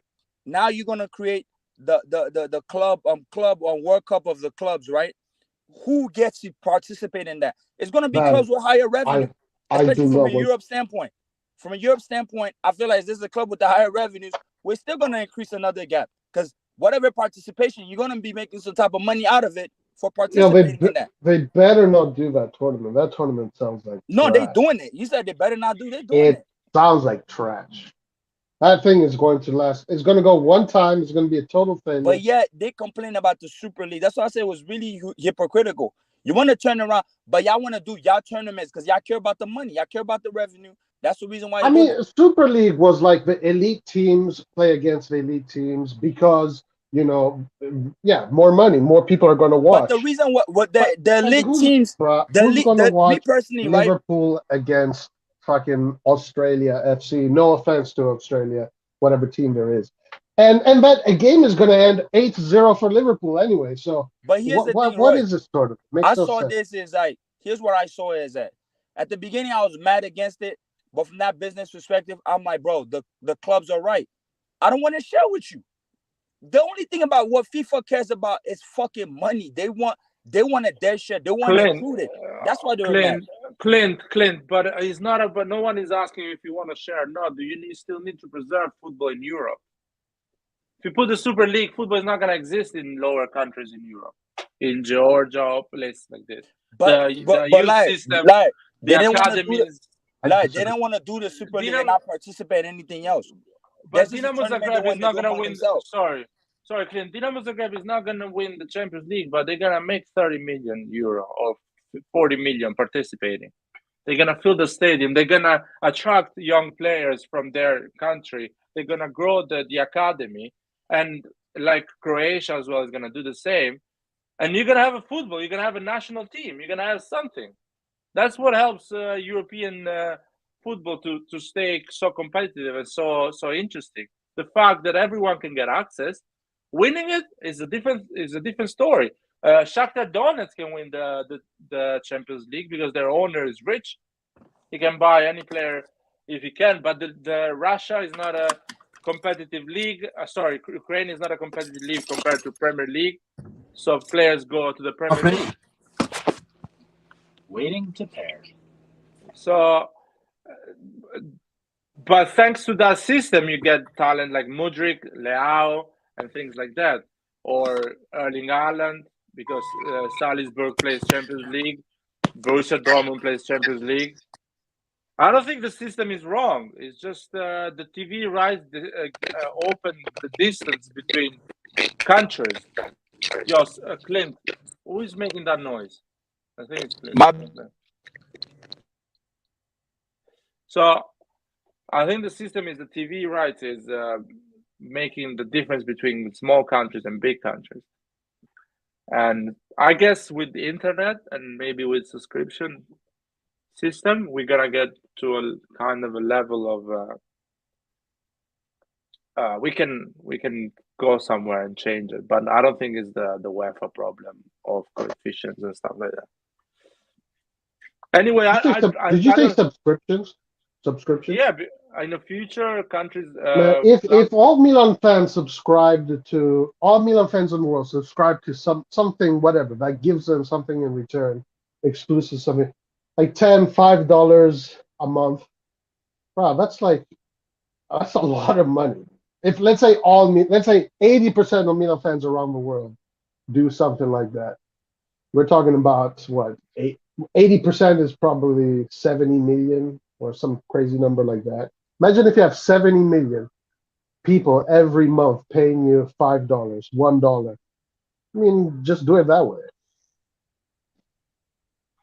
A lot of other ways they're gonna do it in the future. It's just technology is not yet there, and you're gonna find a way. And like Milan, other clubs, Dinamo Zagreb, other places are gonna find a way to get revenues and become more competitive. So you never know. Technology can come and help you at one point.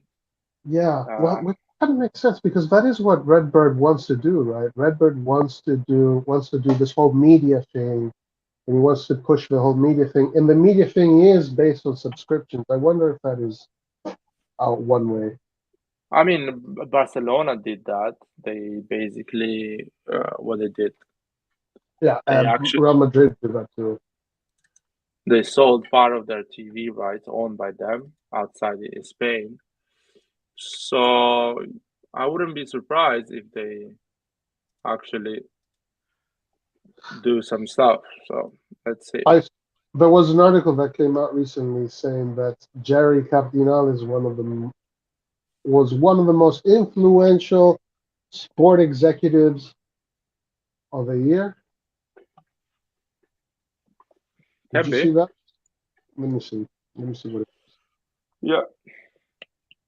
I hope they sell their quote from they have in Liverpool and they invested to Milan. It's a big quote, so if they sell it, they can make money with Milan. But that's it.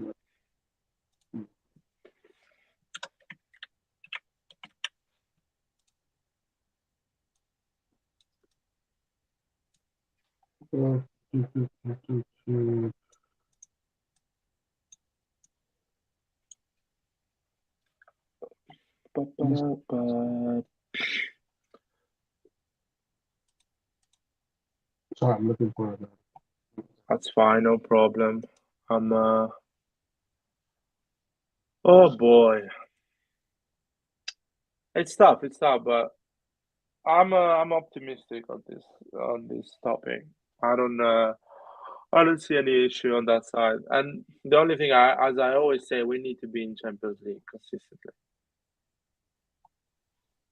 That's the most important thing. Our players needs to play Champions League every season and feel comfortable with the competition. A lot of good articles here, interesting articles. Ziyech and Zaniolo, Milan's primary attacking targets in January, according to who? I don't know, man. I don't think Zaniolo is gonna move before the end of the season. That's difficult. He does. I'll be honest. Difficult that Roma would let him go in January, unless they have a replacement already. Roma is gonna be like.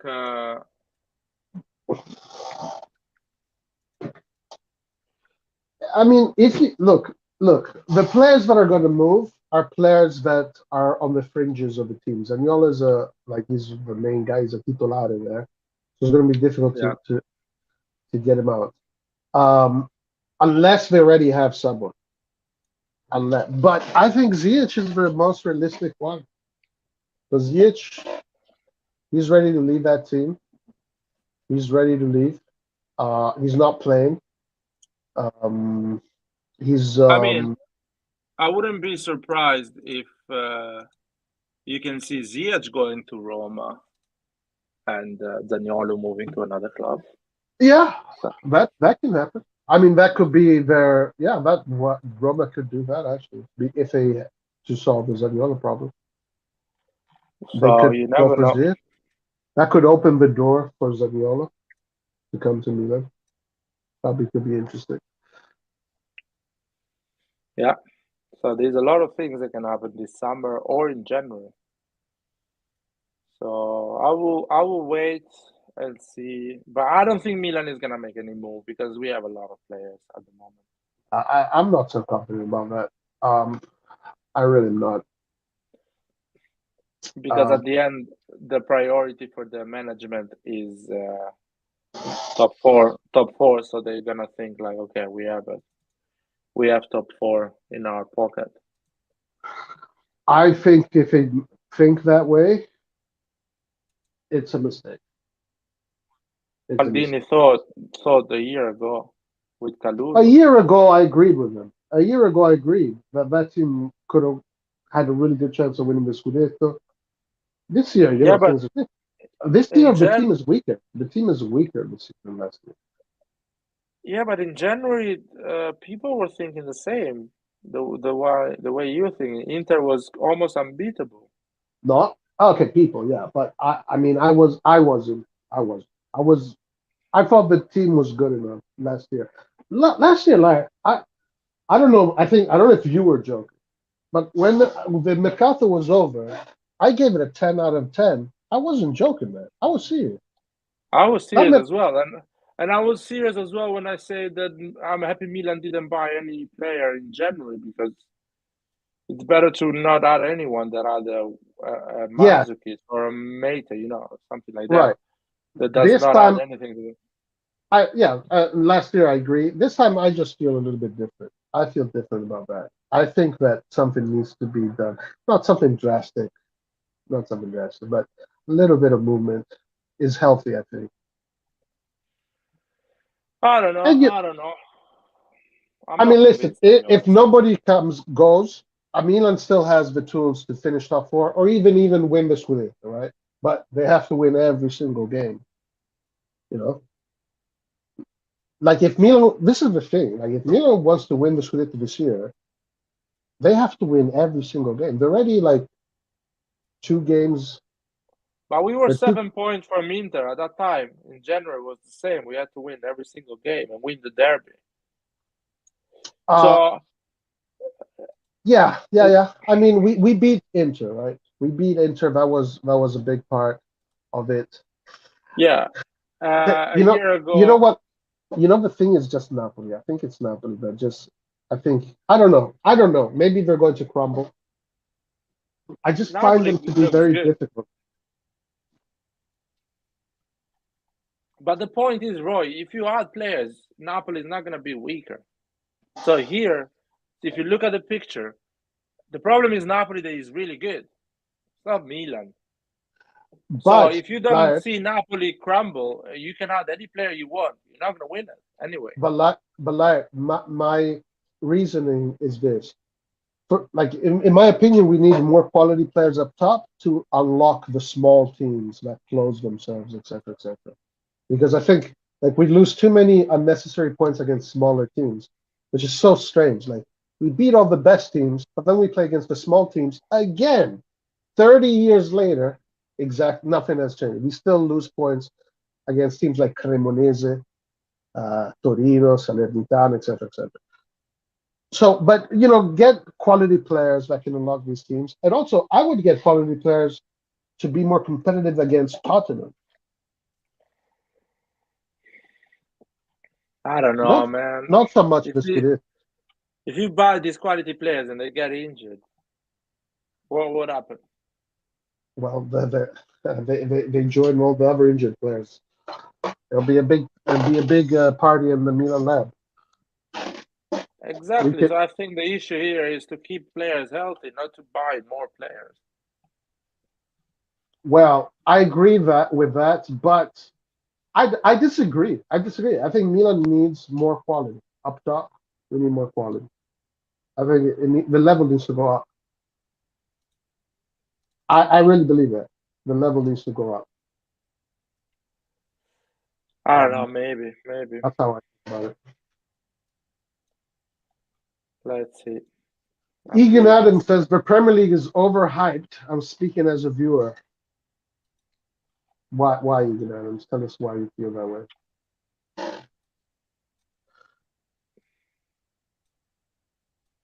I saw Man City play against Leeds earlier. How was it?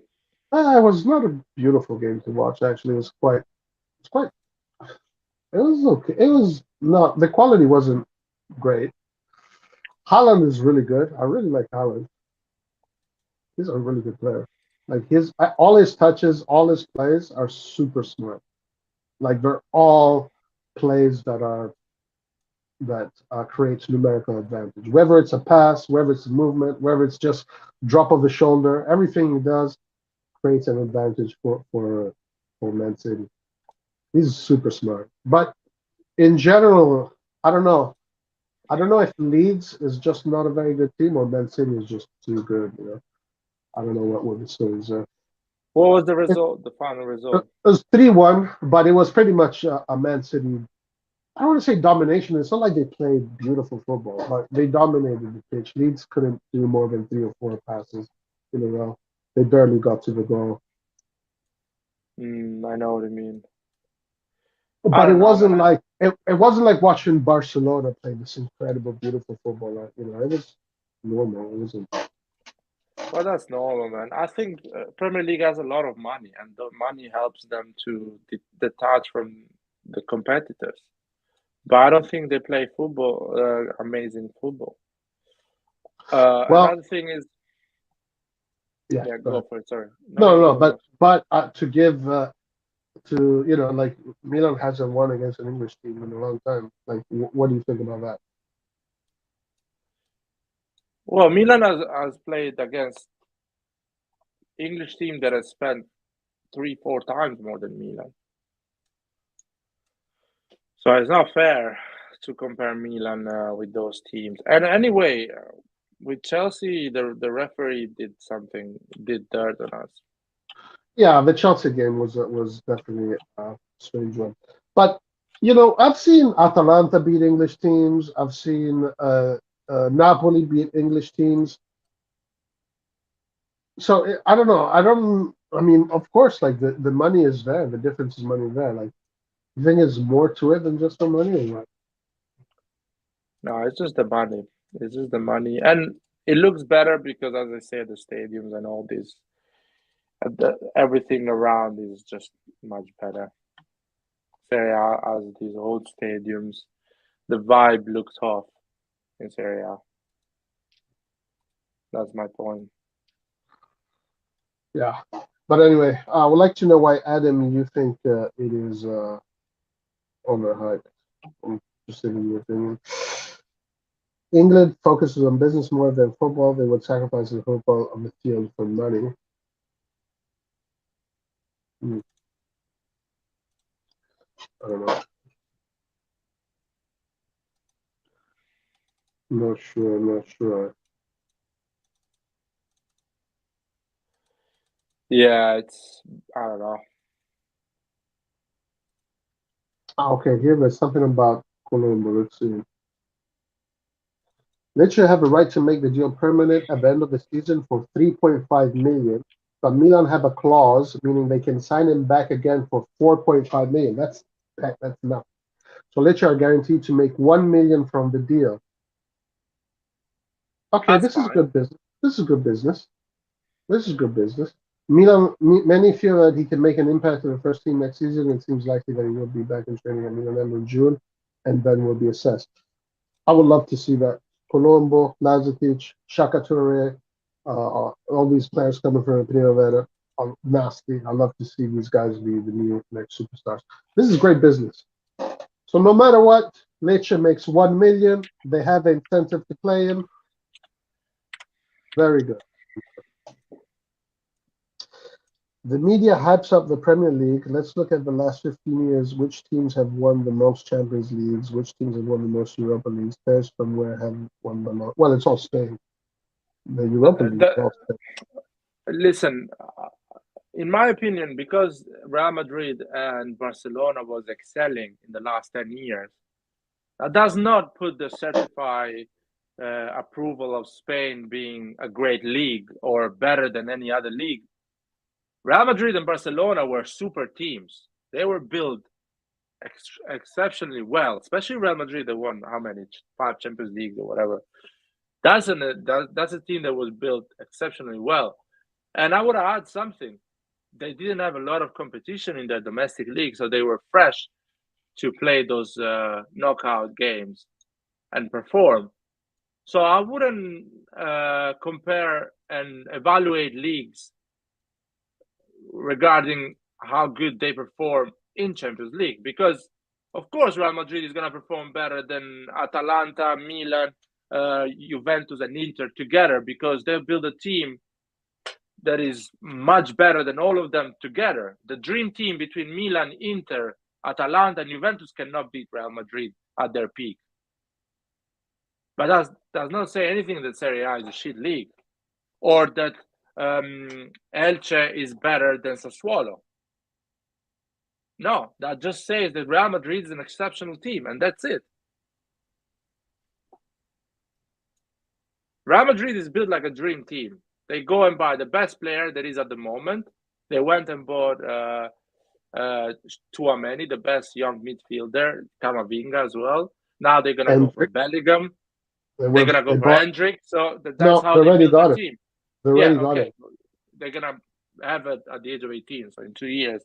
And in 2 years, in 3, maybe they're going to get Erling Haaland. That does not make this La Liga a more competitive league, because Real Madrid is buying all these players. Make Real Madrid a good team. But they're doing what is the logical thing. You know who the best players are in the future? Let's get those guys. And they do it right away.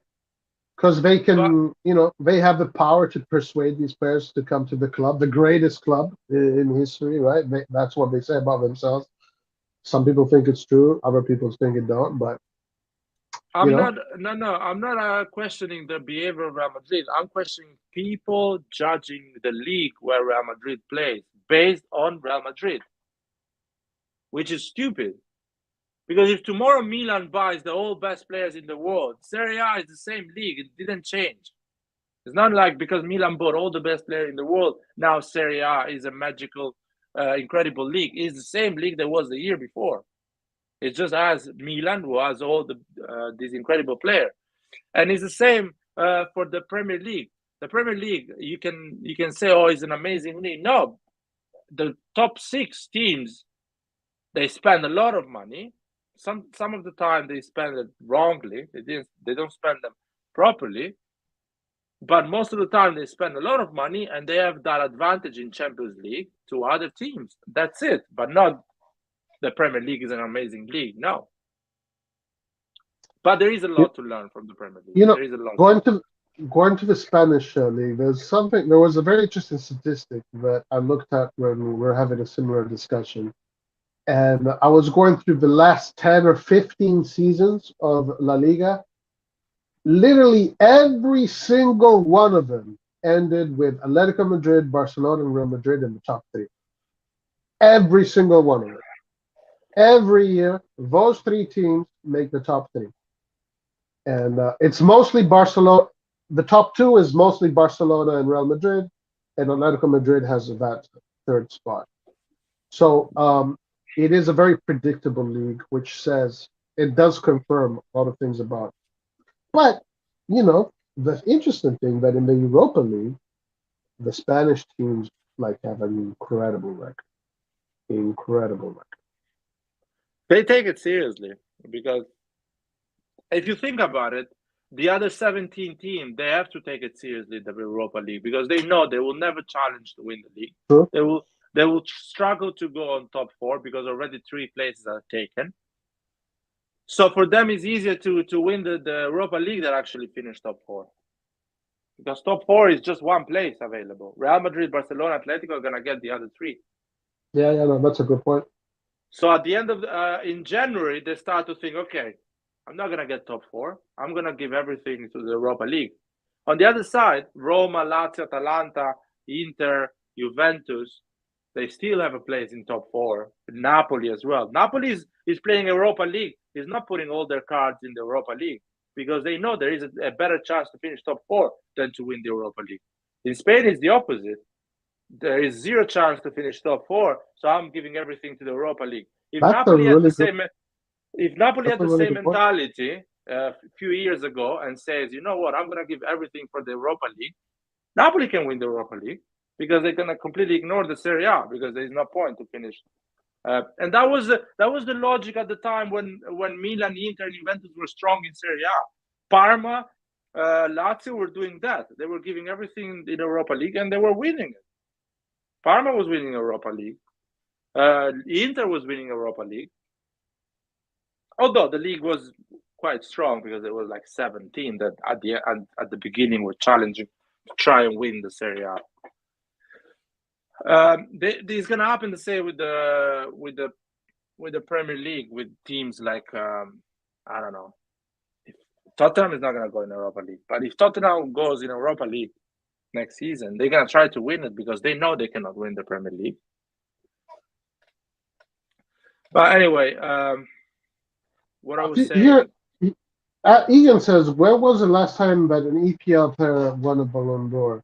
When Liverpool won the Champions League, who won the Ballon d'Or? I think Messi or Cristiano Ronaldo. And then when Chelsea won it, again, it was Messi, right? Or not? When I think was how's it called? But no. The Chelsea won the. I think Messi won it. Yeah, Messi. I mean, there was a year that Modric won it in 2018.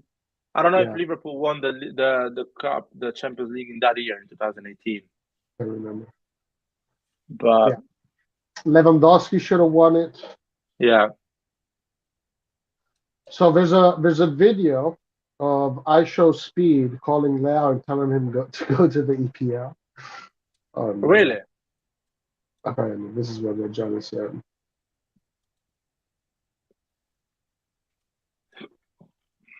I mean, Americans watch EPL, most of them.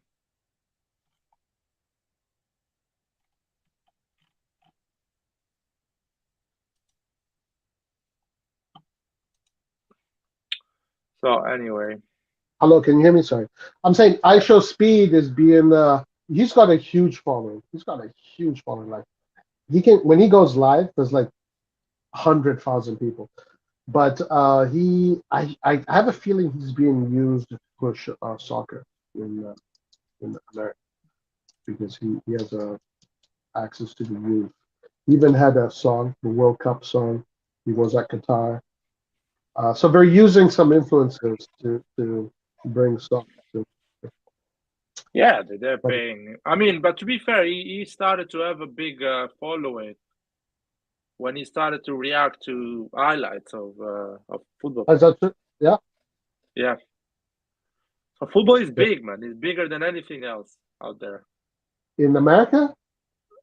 Even in general, if you are a streamer in America and you want to make followers, you talk about football. You don't talk about NBA or things like that because the world is looking at you, not just America. Oh, right. Like, yeah, like it's going to be people from different countries. I mean, he has a big European following for sure. Yeah, I mean, worldwide probably Asia, South America, North America, everywhere. European, of course, more because yeah. But I think the U.S. is using some of these influencers to push football. I think other people too. I think. I guess, yeah, I'm sure sponsors are paying him to talk about football as well. To talk about a lot of things. Yeah. I think there's an effort I'm kind of noticing in the U.S. to push football, especially with the World Cup, because they need to make money, they need to monetize out of it. They're already putting out shirts. It's called soccer. It's not called football. Really? Yeah. Yeah, it's funny. They're all in it. That'd be interesting. Fortnite. What happened to Fortnite? I don't know what his content was. I think it was like video games and reactions. Cristiano Ronaldo, he fell in love with Cristiano Ronaldo. Yeah, of course. These guys, they all start with video games, but he blew up with football.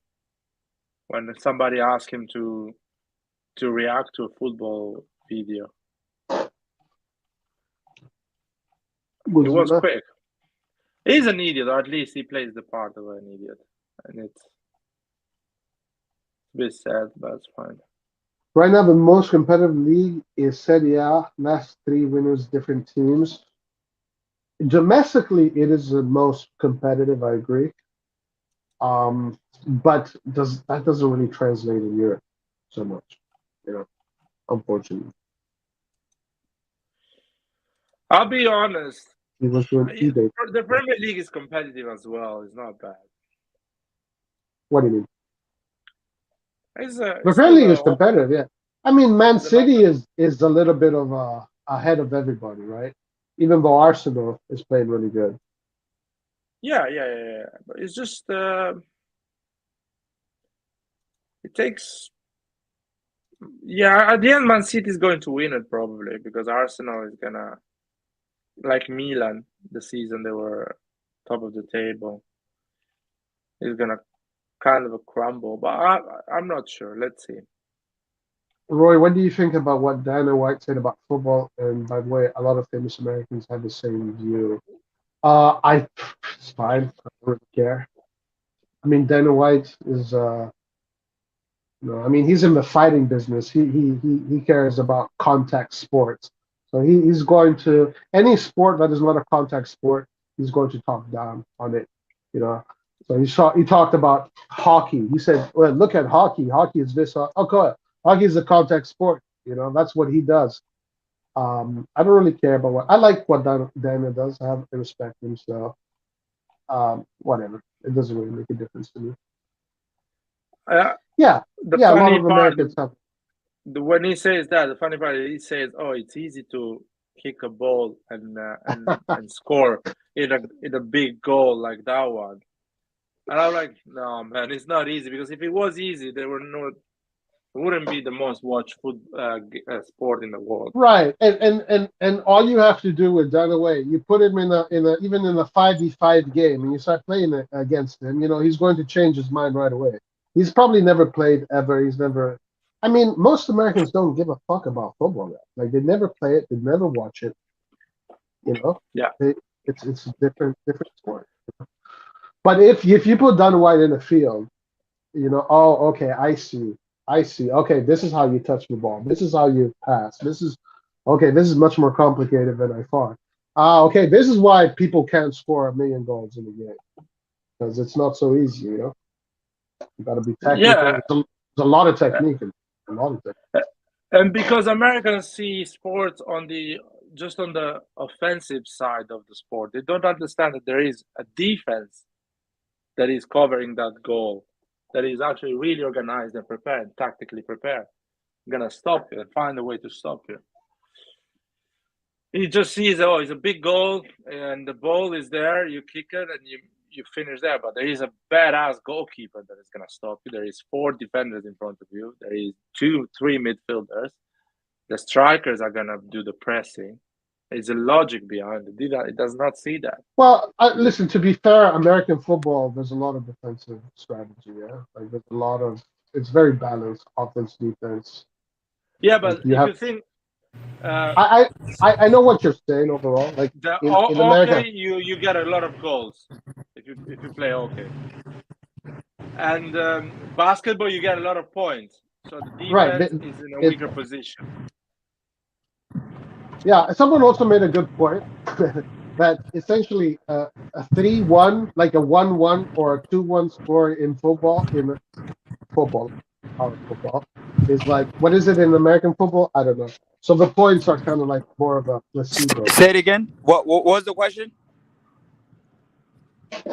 Now we're just talking about how football is viewed by many Americans in America.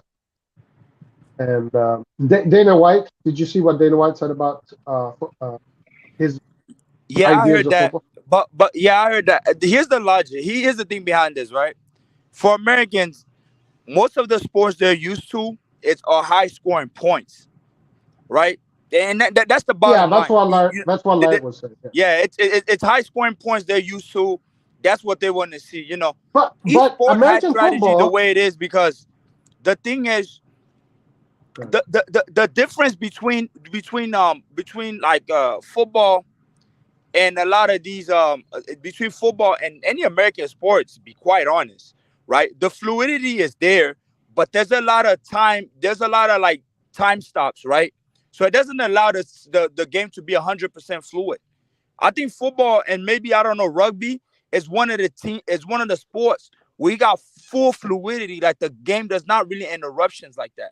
When I mean interruptions, there's no timeouts. You're not calling, unless it's futsal, right? You're not calling timeouts like how you please to, which is always the case when you're watching these other sports. So in an American football, a fucking 30 seconds can be fucking stretched out to 80 minutes.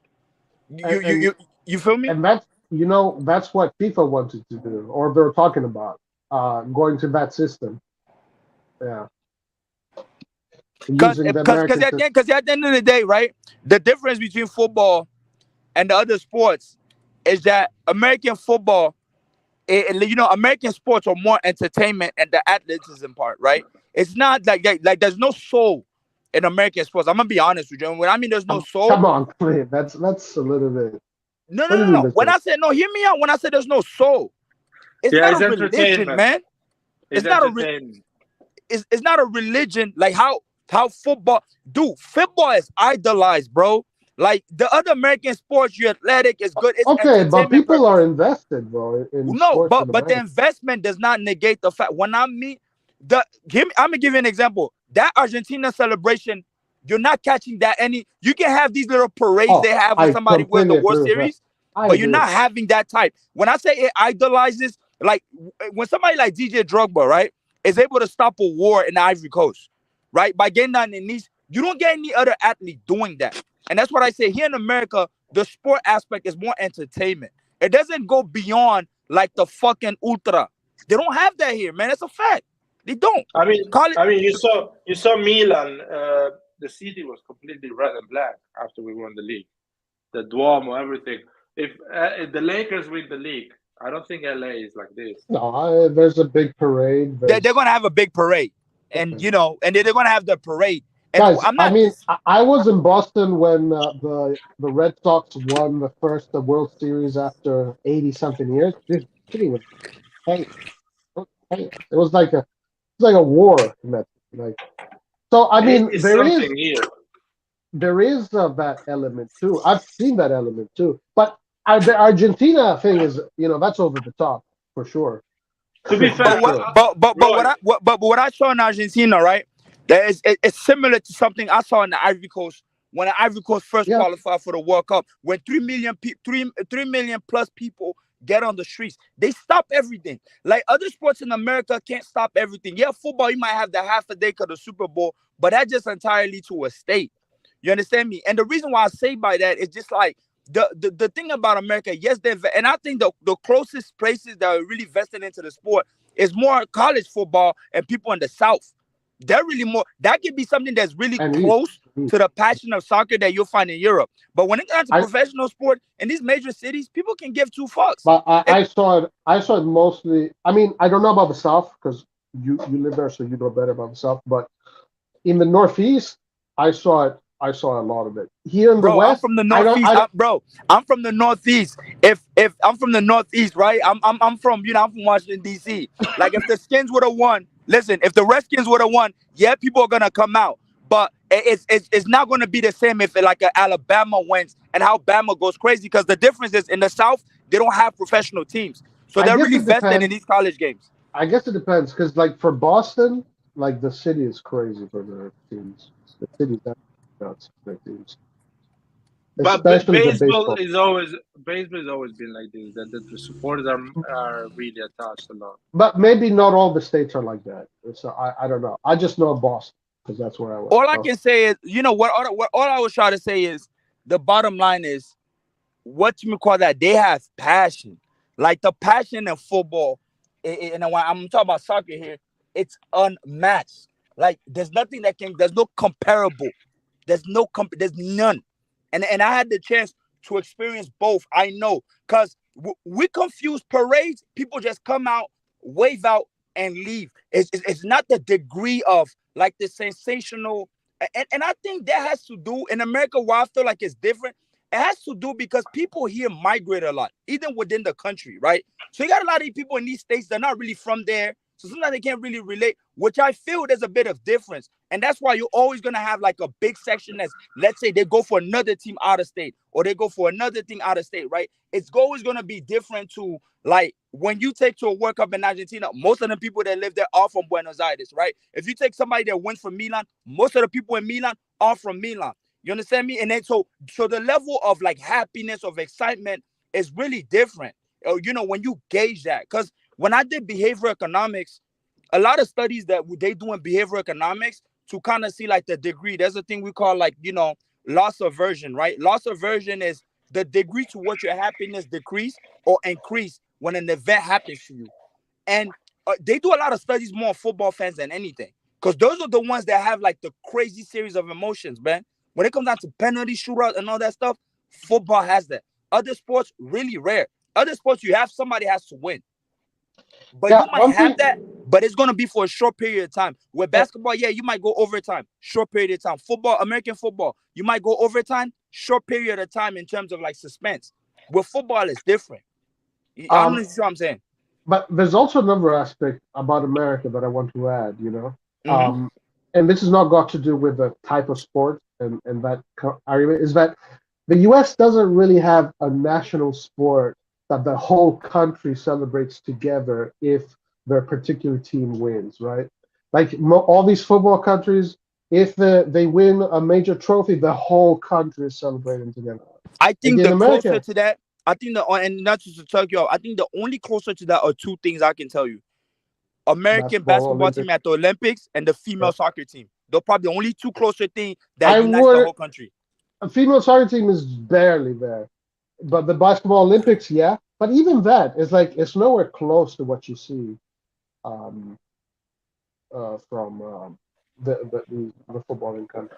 By the way, I want to just add something.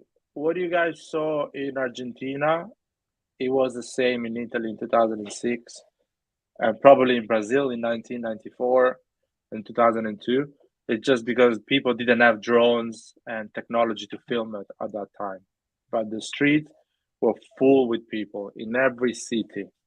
So that is normal when a big nation wins the World Cup. Just literally everyone goes out there. Even the cops are not being cops, are celebrating.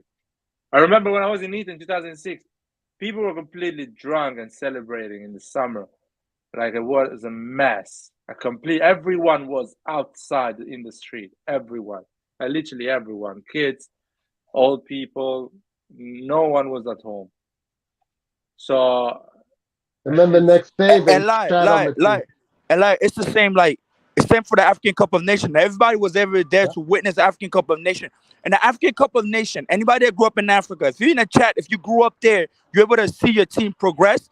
Tell the experience, because all the experience is similar. When your team goes to the quarterfinals, even the finals of the African Cup of Nations, all the streets of these capitals are crazy. And I never see something like that until this day even come back in the States. No, impossible. You'll never see anything like that. No. Yeah, because there's literally nothing that, I mean, maybe elections, like politics. Americans are more about politics than sports. I think Americans are all about a lot about business as well. It's a lot of internal. Everything is very internal. It's like, the World Series, the World this, World that, but it's just the U.S. against Canada. True. So it's not world. It's very everything is very domestic, very in a bubble, I would say. But to be fair, it's a show. Like Clint's saying, is there is no attachment because it's a show. It's technically a show. And the other thing to add is that America is a freaking huge country. Right? Every state is as big as a European nation. And it's a young country as well, culturally speaking. Was founded by immigrants. Those immigrants moved there 200 years ago. So there's some comments here that I thought were interesting. I want to read them and see what you guys think. Lab Gorilla, who writes some comments a lot, he's quite pessimistic. He says the quality of football in Serie A is extremely poor. It isn't tactical. That's nostalgia to a bygone era. Be honest.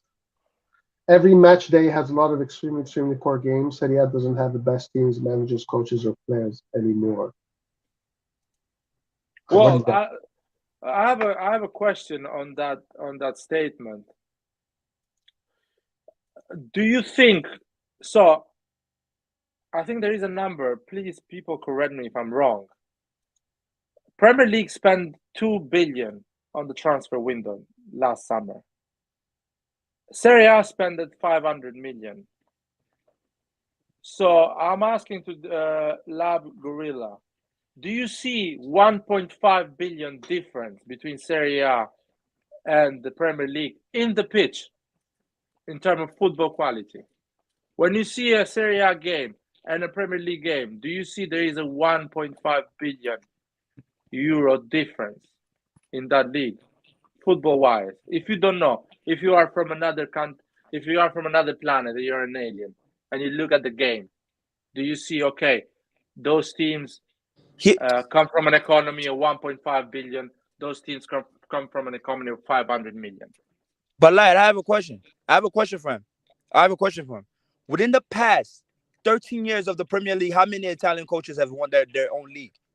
A lot. That's true. 15 years. Let's go. I hate this debate. I'm going to kill this for once and for all. How many coaches? Ancelotti, Mancini, Ranieri, Conte. Yeah, 4. Like straight we away stop coming. all of this. And then now my second question to follow up: when is the last time? Because if it's not for foreigners, the Premier League is nothing. You gotta understand. Some of these leagues, they doggone and all of that. When's the last time a British or English coach has won that league? Because Ferguson, last time I checked, is Scottish. When is the last time an English coach? Yeah, but the problem is with Lab Gorilla, he's gonna say, yeah, but the league is better anyway. Yeah, but the league is better. The league is better. That, like I said, and they add to your compliment, the league is better because of that money. You're able to come and poach these guys out of the spot. That's it. You're not producing your own talent, so you can't really speak. That's a good point. When You I can't see say when you can't say Clint, Serie is not. And I'm more mad on the tactical aspect. You can't no, say no, Serie Clint. is not tactical. Well, and Clint, you know what's interesting is that when you look at the top Serie A teams playing against each other, and then you go and watch the top EPL teams play against each other, the game is so boring. It's like a 1-1 game or a 0-0 game, or Guys, literally Nathan, the boringest game. Nathan, Clint, and Nathan and Roy is here, I think. We Yeah. can speak about this the whole day, and this thing can be even subjective if you want. But it's not subjective the fact that the difference when you see a Serie A game and a Premier League game is a €2 billion difference. That's No, not it's true. definitely not. It's definitely not. You are a liar. You're lying to me if you think that Serie Premier League is €2 billion better in football than Serie A. No, I think Premier League is slightly better than Serie A after spending $2 billion this summer. It's just slightly better in terms of show and quality and football quality. Well, presentation, it's always presentation. It's better because they have better stadiums and things like that. The pitch, better cameras. But you cannot say. But you cannot say Serie is not tactical. I refuse to. That's ridiculous. You can never say Serie is not tactical. It's the most tactical league you'll ever find. Yeah, exactly. That's a fact. You might not agree with a style of play. It might look old and boring, but you can never say, nobody in their right mind that's not a casual football fan can say Serie is not tactical. I'm sorry, man. You lost your shit. Yeah. I mean, I wish Serie A was not tactical. Do you think, I just thought about this. If Ranieri won the Premier League, does that mean Giampaolo could win the Premier League?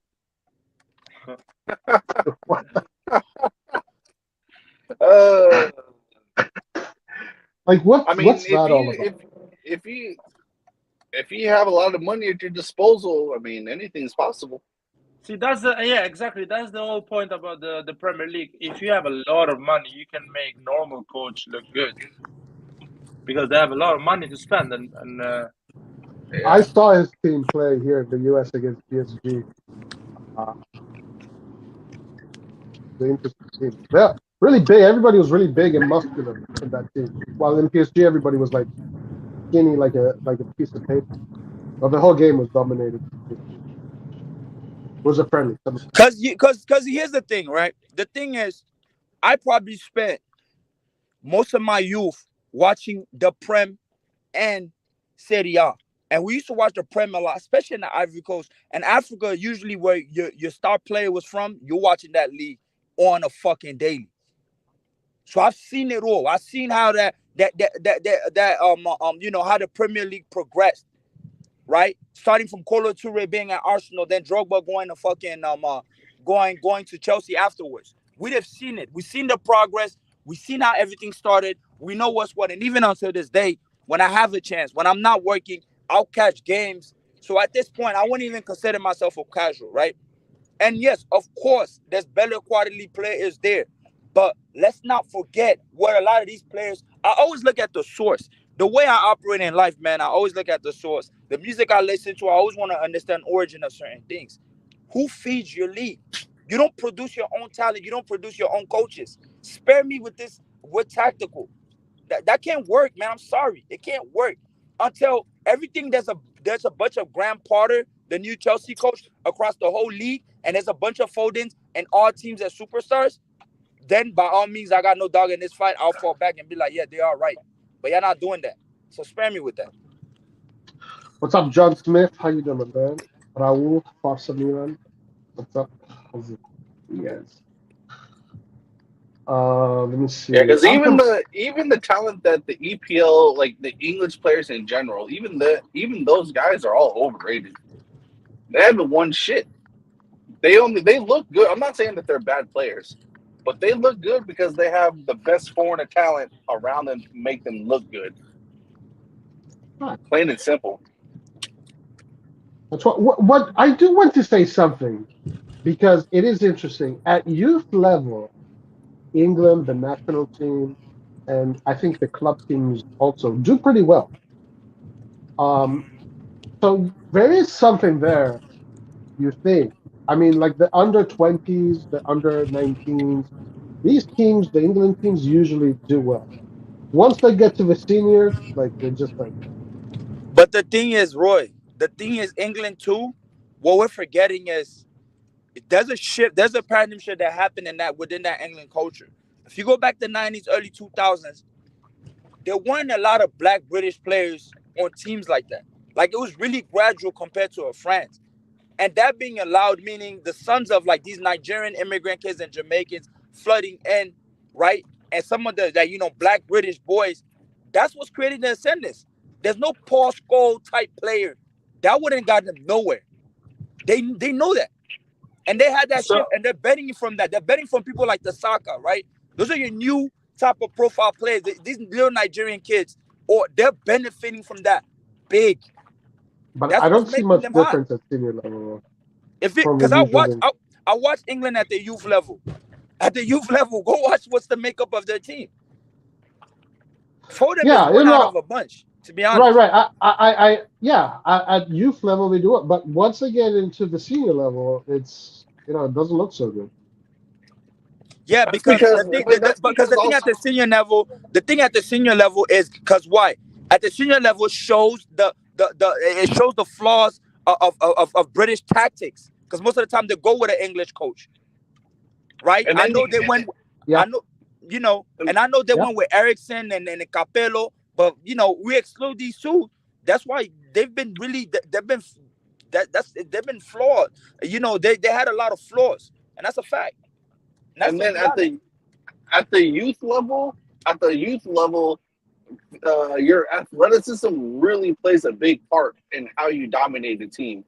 So as long as you have as long as you have like basic passing and shit like that down, if you're just physically more dominant in all aspects of physicality, you're usually gonna win.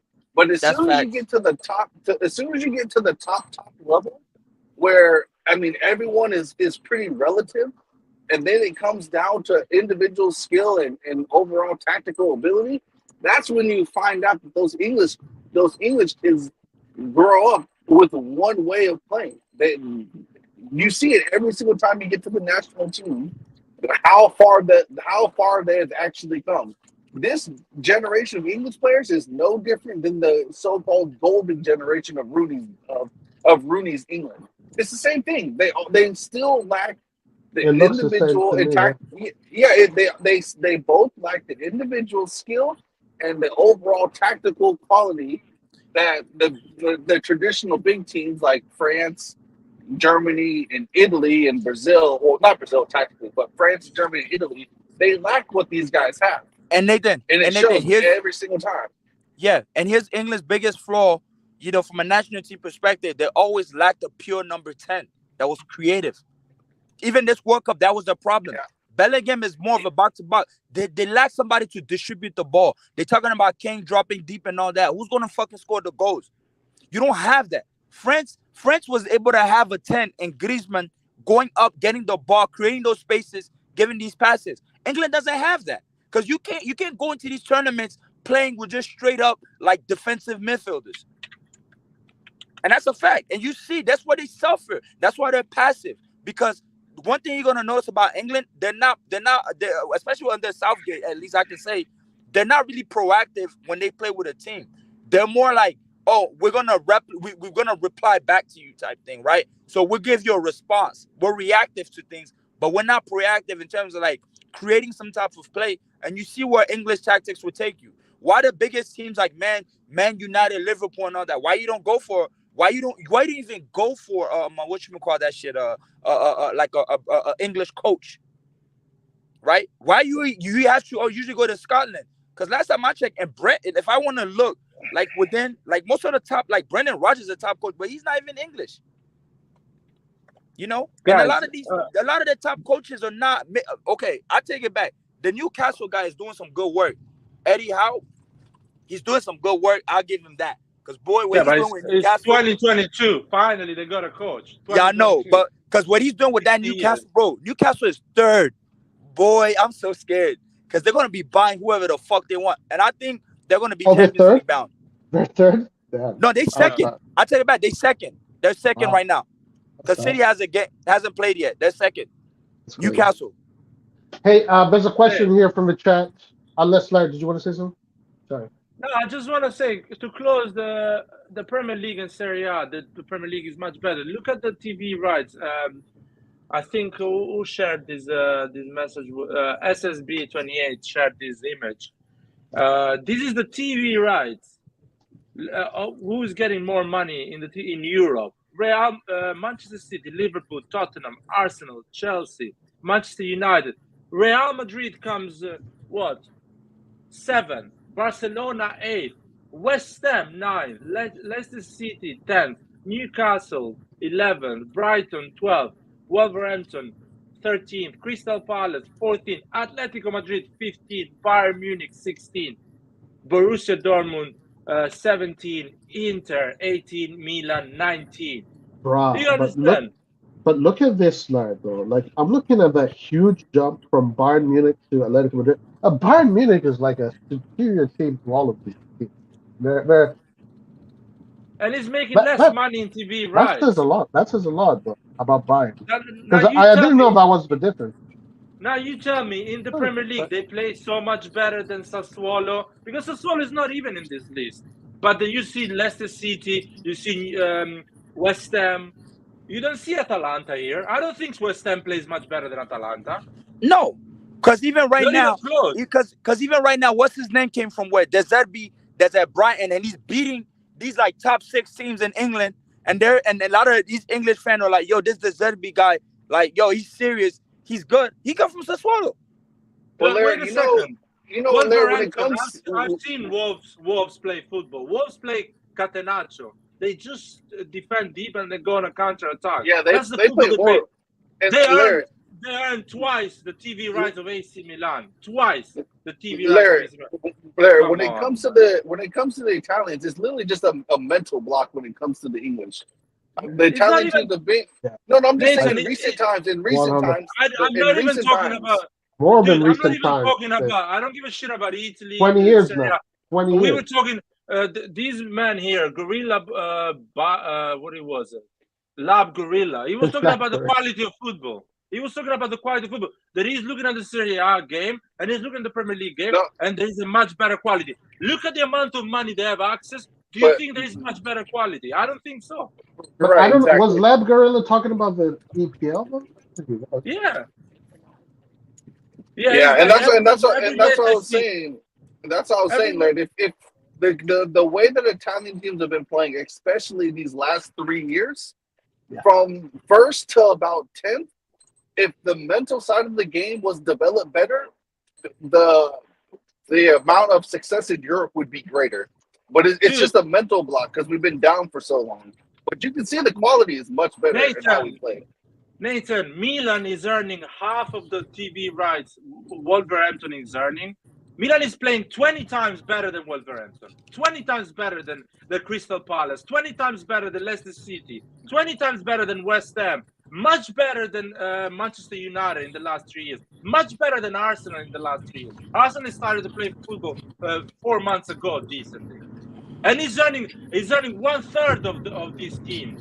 Yeah, but that's the Serie A's problem. But Serie A, the TV rights for Serie A, that's their fault. No. I don't want random people to tell me, oh, Serie A is poor quality football. No, man. No. Serie A is high quality football, considering that they earn 1/3. Lab Gorilla, you pissed off liar. No, because I'm gonna lie. I'm gonna lie this time because you can't say stuff like this when a lot of the league is dependent on that or those foreign talents. These same leagues you guys are dogging or all of that, you're depending on getting fucking stuff from there. Generate your own people. We build our stars, bro. Y'all do it. Y'all buy people when they. Cause no, hear me out. Y'all build the stuff. Cause a Man City or all these guys, Chelsea, they're not able to fucking build like a layout the way we did. But you're willing to come and pay for him. Y'all couldn't build Salah. Salah got built in Italy. Come on, bro. But imagine, Clint, if you could only buy within your league. The EPL would be like a fucking Polish league, bro. The EPL would suffer a lot. Yeah, sure. But I was, speaking about these crazy prices. I mean, I was watching Grealish today, bro. Don't if even my get me guys are started. Did you see the news, Roy? Did you see the news about they might try and use Grealish as a makeshift deal to get Leao? No. That guy. I wouldn't even pay him to try my own there's fucking no way shoelaces, bro. that guy's worth 120 Bro, a million. Not a 29-year-old, chance in bro. hell. I was never sold. Like the only English player I was ever sold on, and I'm like, boy, I love this player. Is Phil Foden. The Mason Mount and all that. I never rated these cats, bro. Never did. Look, I don't want to be this. And also I don't. Bellingham, because I do rate Bellingham. I think for his age, his maturity, he's good. But you know, it stops there. But for me, I rate Phil Foden because that kid can play. Well, I don't. Even Bellingham 100 million to me is too much. But it's way too much. I don't want to be disrespectful to the English players. I'm just like I will. Grealish, I will. guys. Roy, I will. I ain't got no problem with that. Grealish in Serie A, he'd be playing for fucking Lecce, guys. Like, how is this guy 120 million? Because he's English. He's an English person with a slightly above average ball skill. So anyone like that, the English are gonna fucking drool over them. I don't know. I must have missed something. I must have missed something. I didn't get it. Look for Roma, right? It's the same thing with Sancho. It's the same thing with Sancho. Sancho had pretty good stats with Dortmund. He had a little to above average skill set, and then he goes back to England, and he's fucking trash. Absolute fucking trash. A complete waste of money because he's English. Yeah, and then now he has to go to rehab. They're talking about his confidence is not back, bro. Maybe he was not that good. He needs to go to rehab and reattach his dick because all he has is a pussy right now. That's all that shit is, man. And if I was I'm gonna be honest though, and I'm gonna be honest, if I'm Jude Bellingham, I don't even go back to England. I don't. Yeah, I wouldn't. If I was him, I wouldn't. I don't go back to England because of that pressure. Because the thing about these Where kids, would you go if you were? You know, the thing about these kids too, when they don't perform on these Madrid particular clubs, they start suffering racial abuse, man. It happens a lot to them, and it fucks with their mental. You saw what happened to Rashford after that Euro. That fucked with him. Now he's gaining some type of momentum, and they're not used to that. If I'm Bellingham, I don't go back, bro. Stay there. The reason why you're able to grow in Germany and play the way you play is because there's no pressure. Well, Madrid wants Bellingham, and Madrid, they also want Enzo, but who knows what they're going to do. I keep seeing more and more news about that. And also saw news that apparently Chelsea is offering over 100 mil for Enzo. If I'm Enzo Fernandez, I don't go to Chelsea. There's no stability there right now. There's no guarantees. I'll go to Madrid if I'm Enzo Fernandez. Speak Spanish, play that kind of football. Yeah.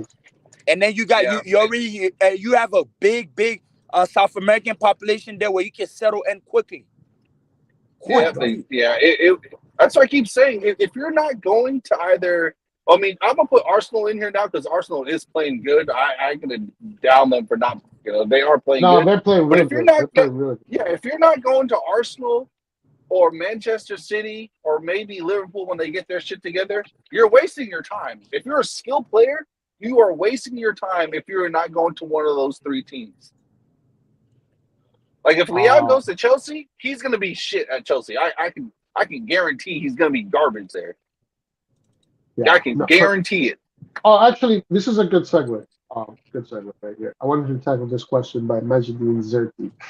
Do you guys agree with me that if we renew Leao and Benacer, we're not getting any player in January, and the only way for us to get any player in January if we don't renew Leao or Benacer? But the question is more important to renew Leao and Benacer or to buy someone in January?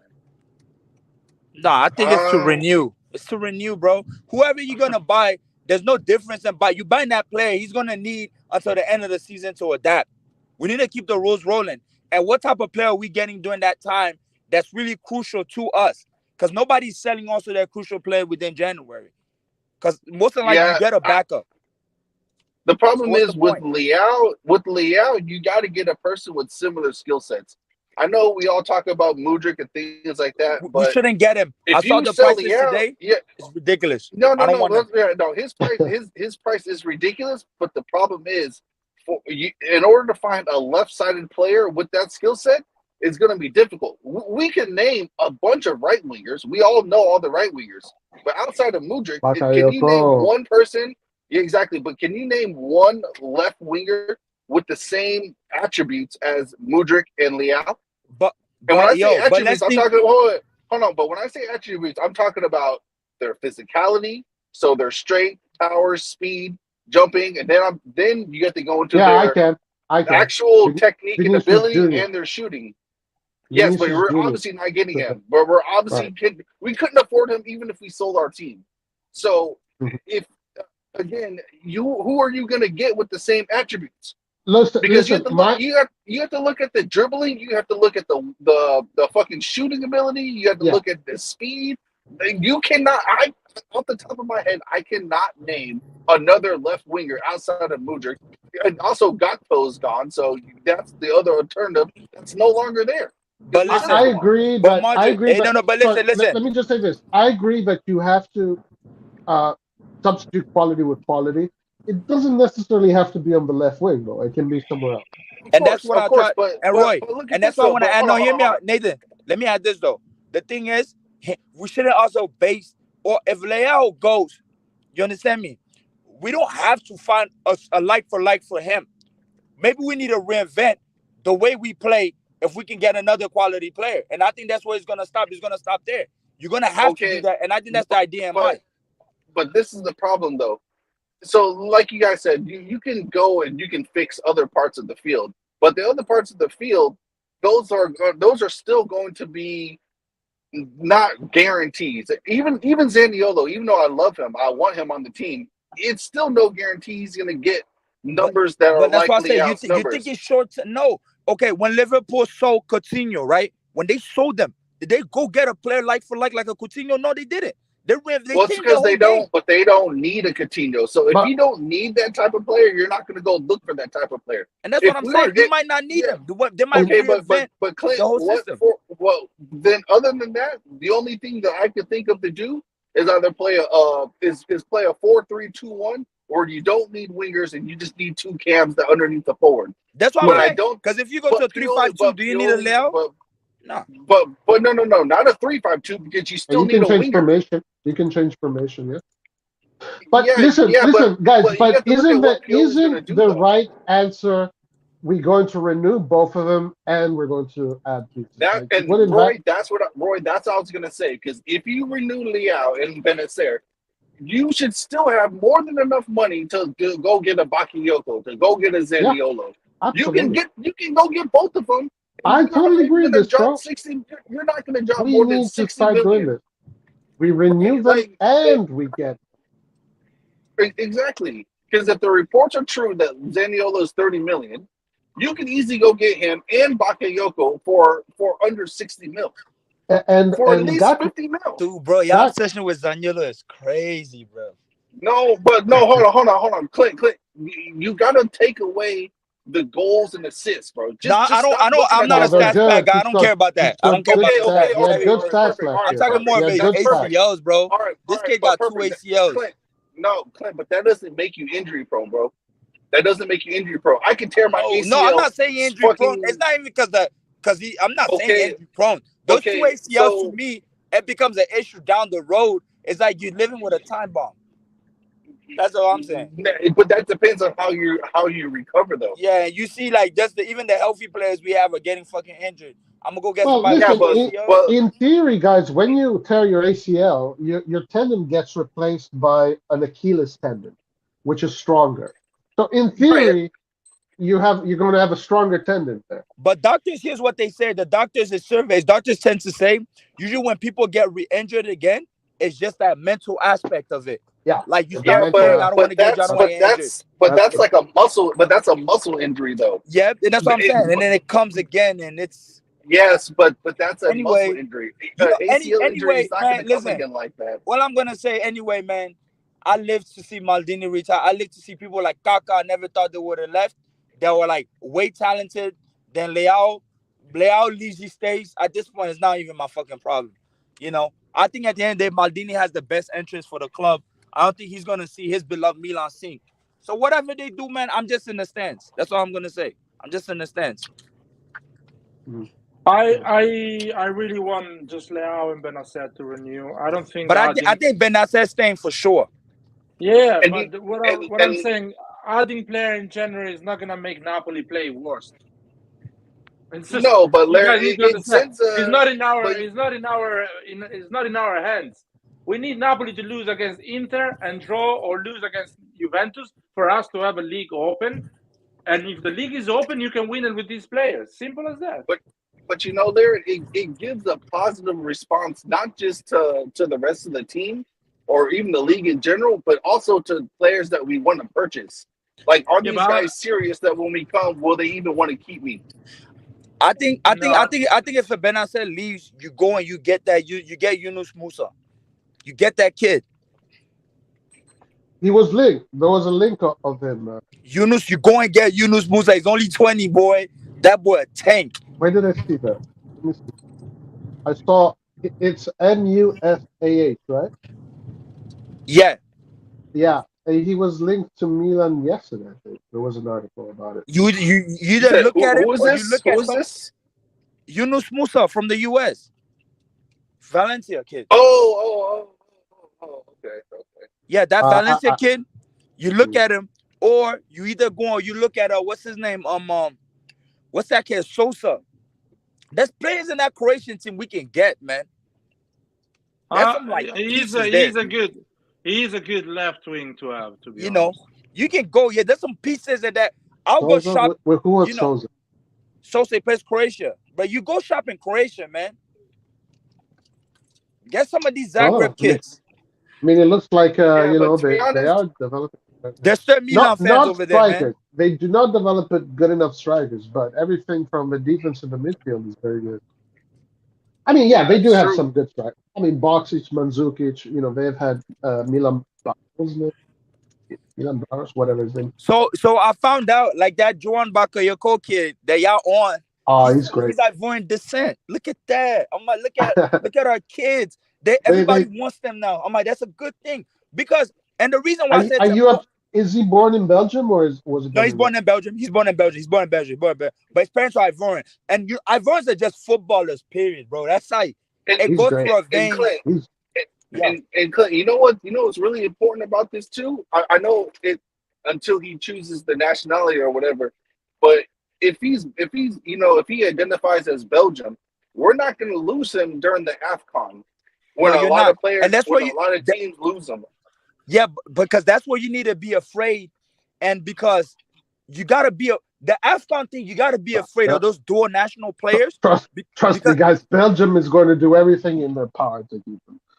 Or if the Ivory Coast has like a more better team, which we are, because that new kid, one of our new prodigies, just signed with Chelsea. That Datro kid, he's Ivorian. He's gonna play the one that just signed for Chelsea. Fofana.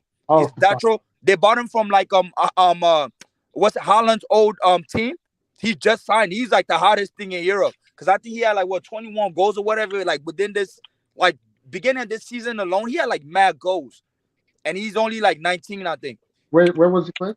He was playing at Mulder.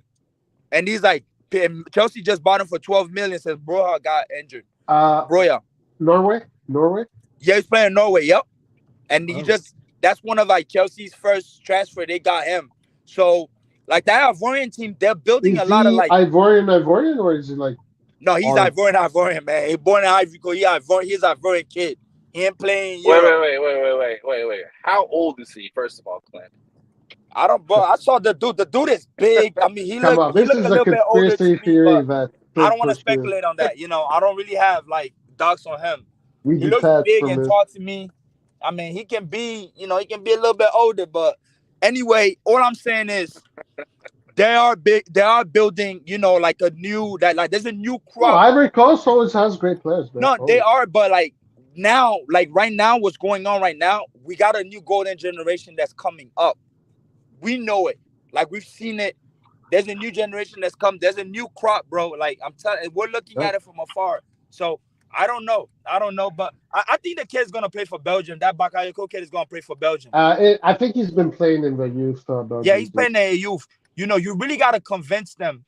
Unless Belgium becomes really shit. Which I think Belgium is about to be bad for the next few years. Man, if they have Bakayoko, if this guy becomes what I think he's going to become.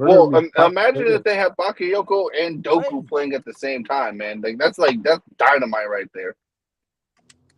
That's true. That's a good left wing, right wing. That's too strong. Yeah, Very strong.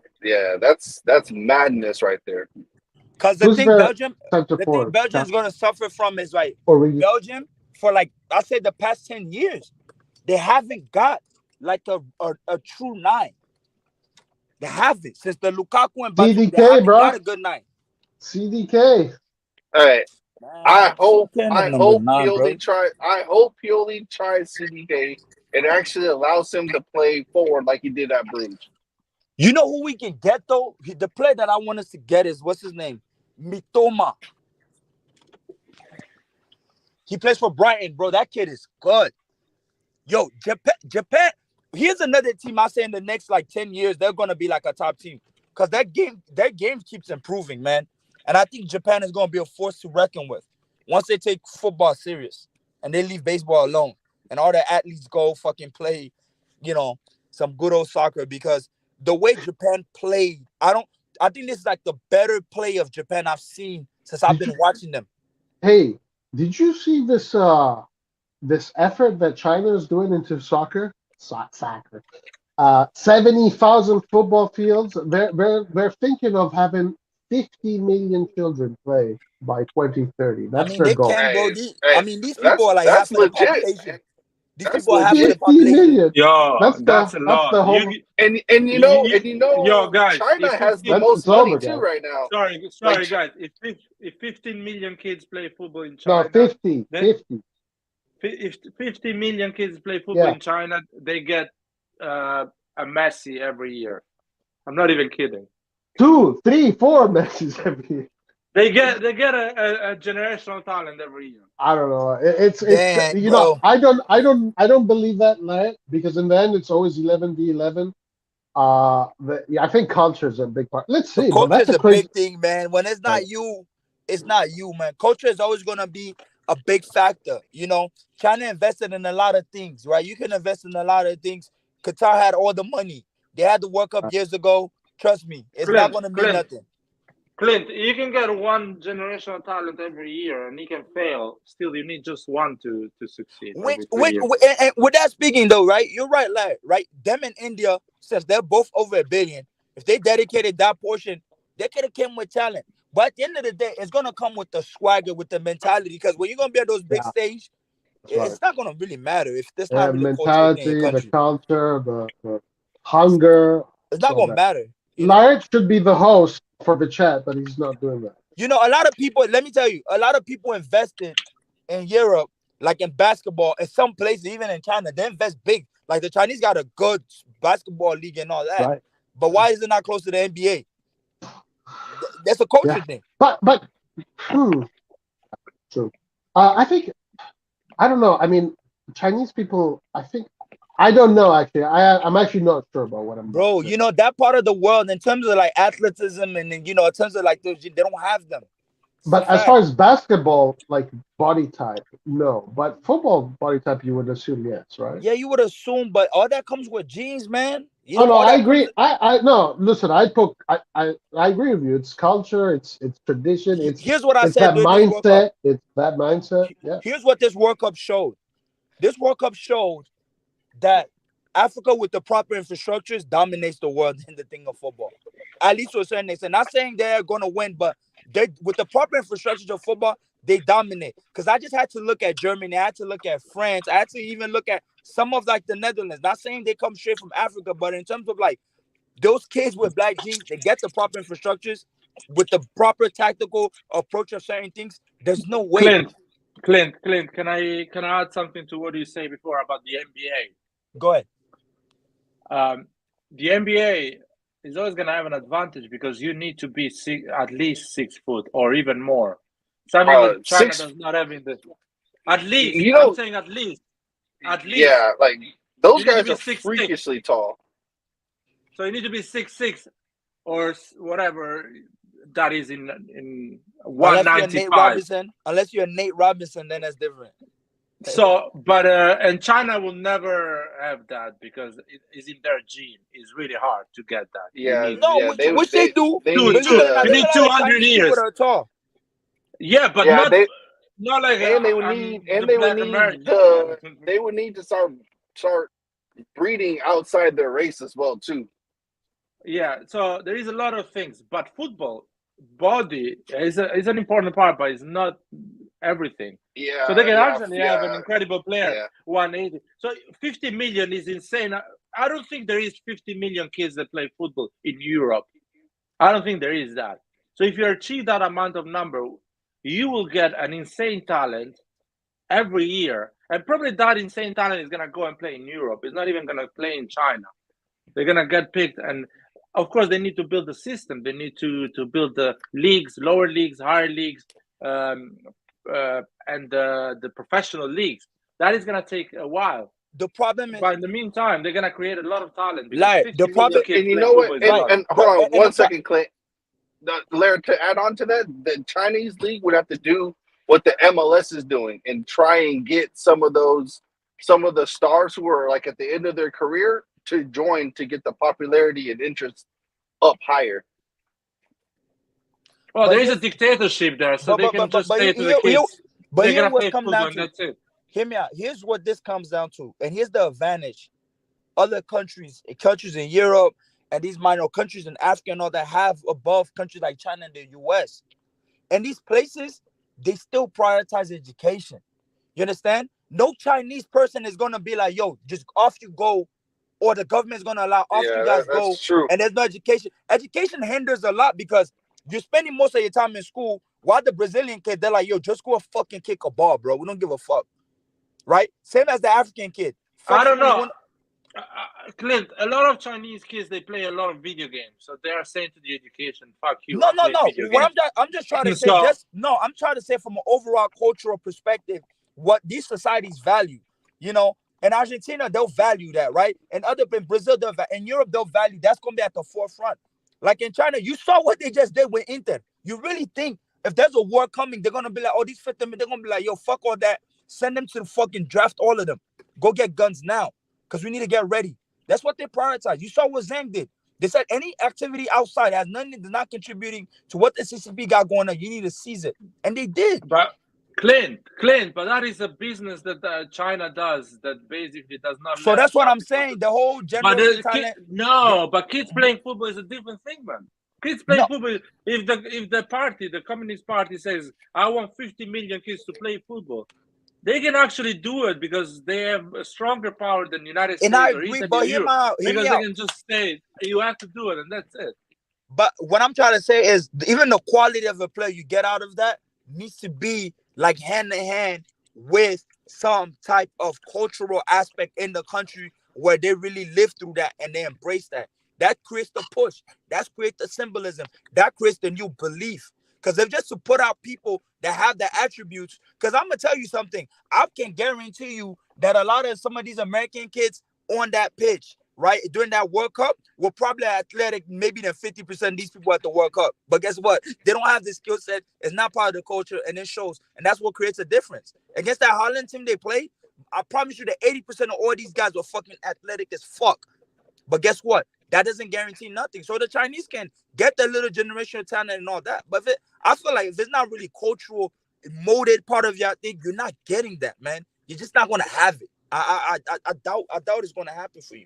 That's me personally. Now I can be wrong, but I feel like the cultural, like it plays a lot in what it has to do, like from the mental piece, because we all know football, that mental piece, you gotta feel it. You gotta really want that stuff. Not okay, we just but Clint, I understand what you're saying, but for when it comes to the Chinese, if they demand that those 50 million people play, that's not just people who have money, but also people who are poor as well. I agree, and which I agree.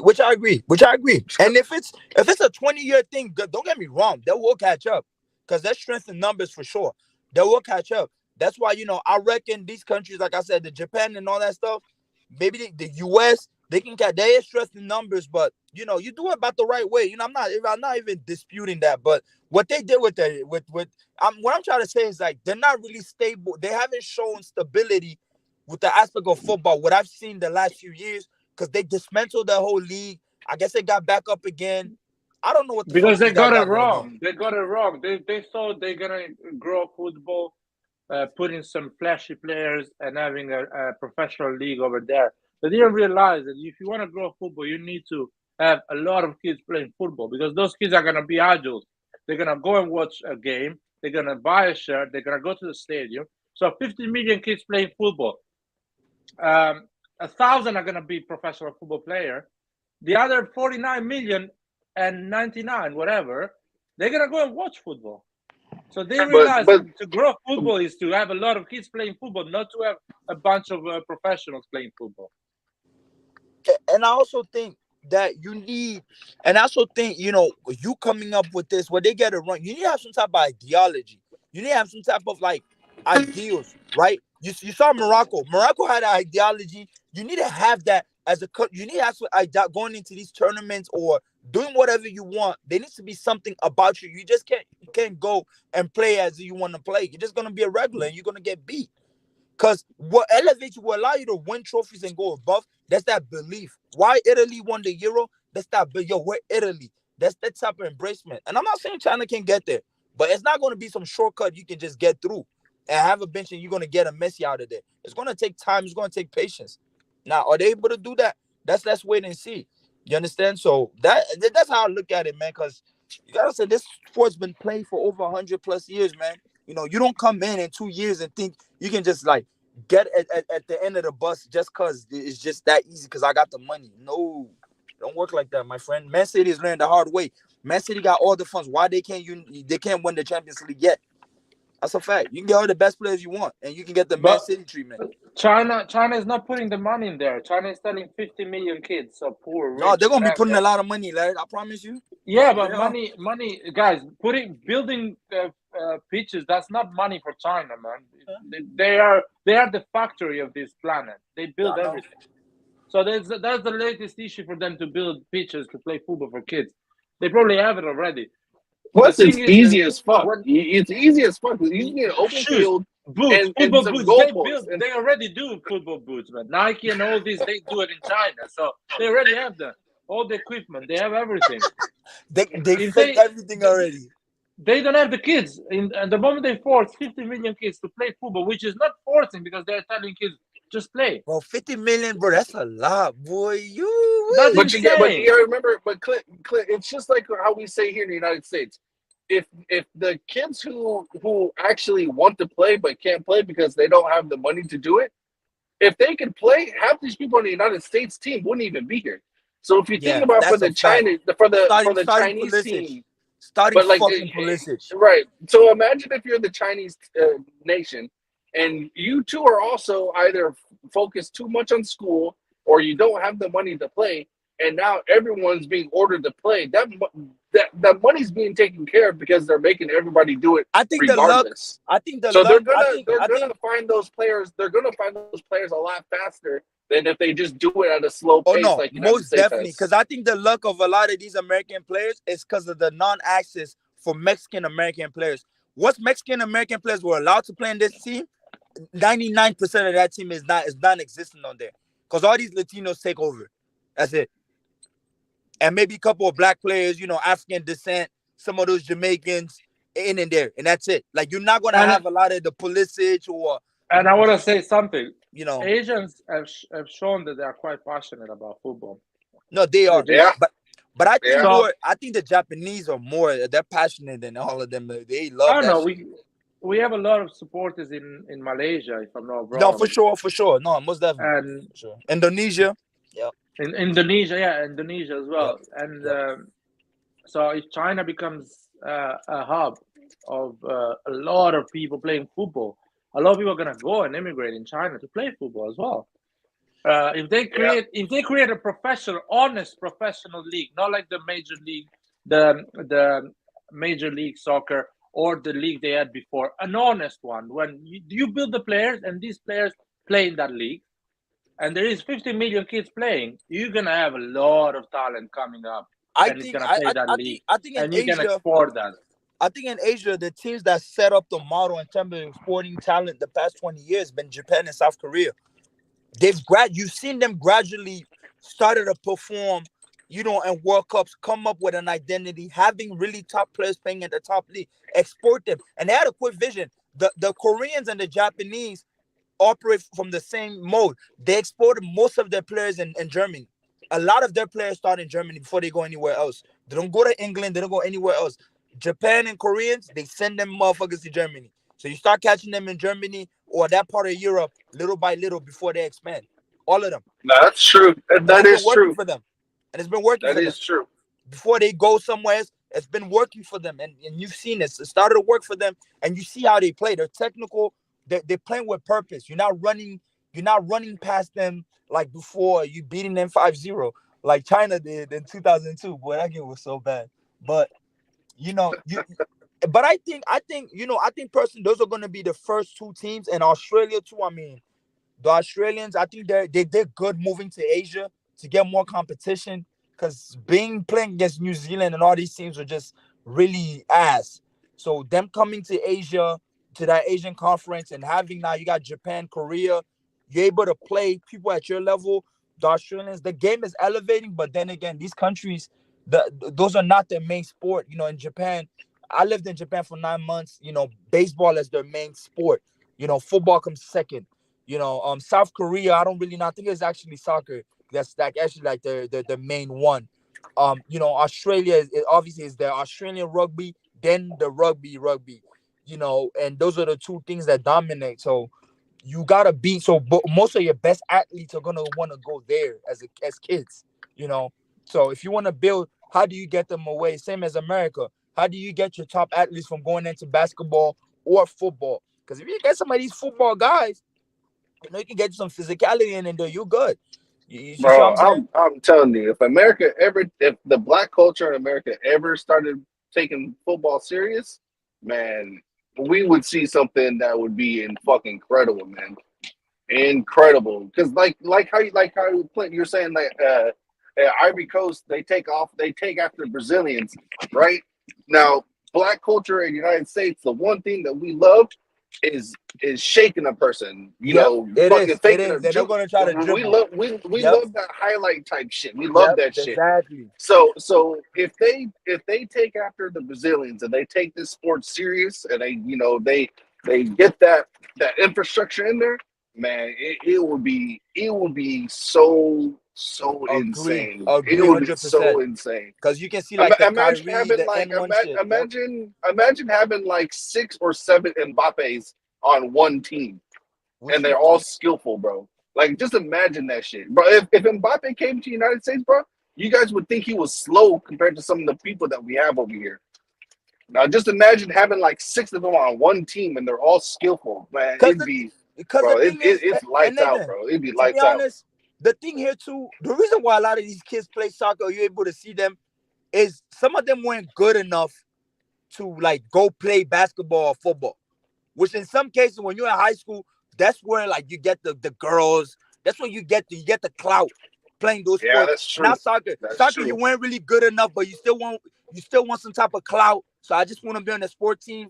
So people will just hop in there and I'm just there. So you're never good. You got the coordination, but you were never good. And that's why I think American is reaping from that. You understand? And people really look down upon. And I think the curse for America is the females being dominant in that sport. So people don't want to play that shit. They're like, bro, that's a bitch sport. And then on top of that, Clint, on top of that as well, the biggest thing in the United States is like the music industry.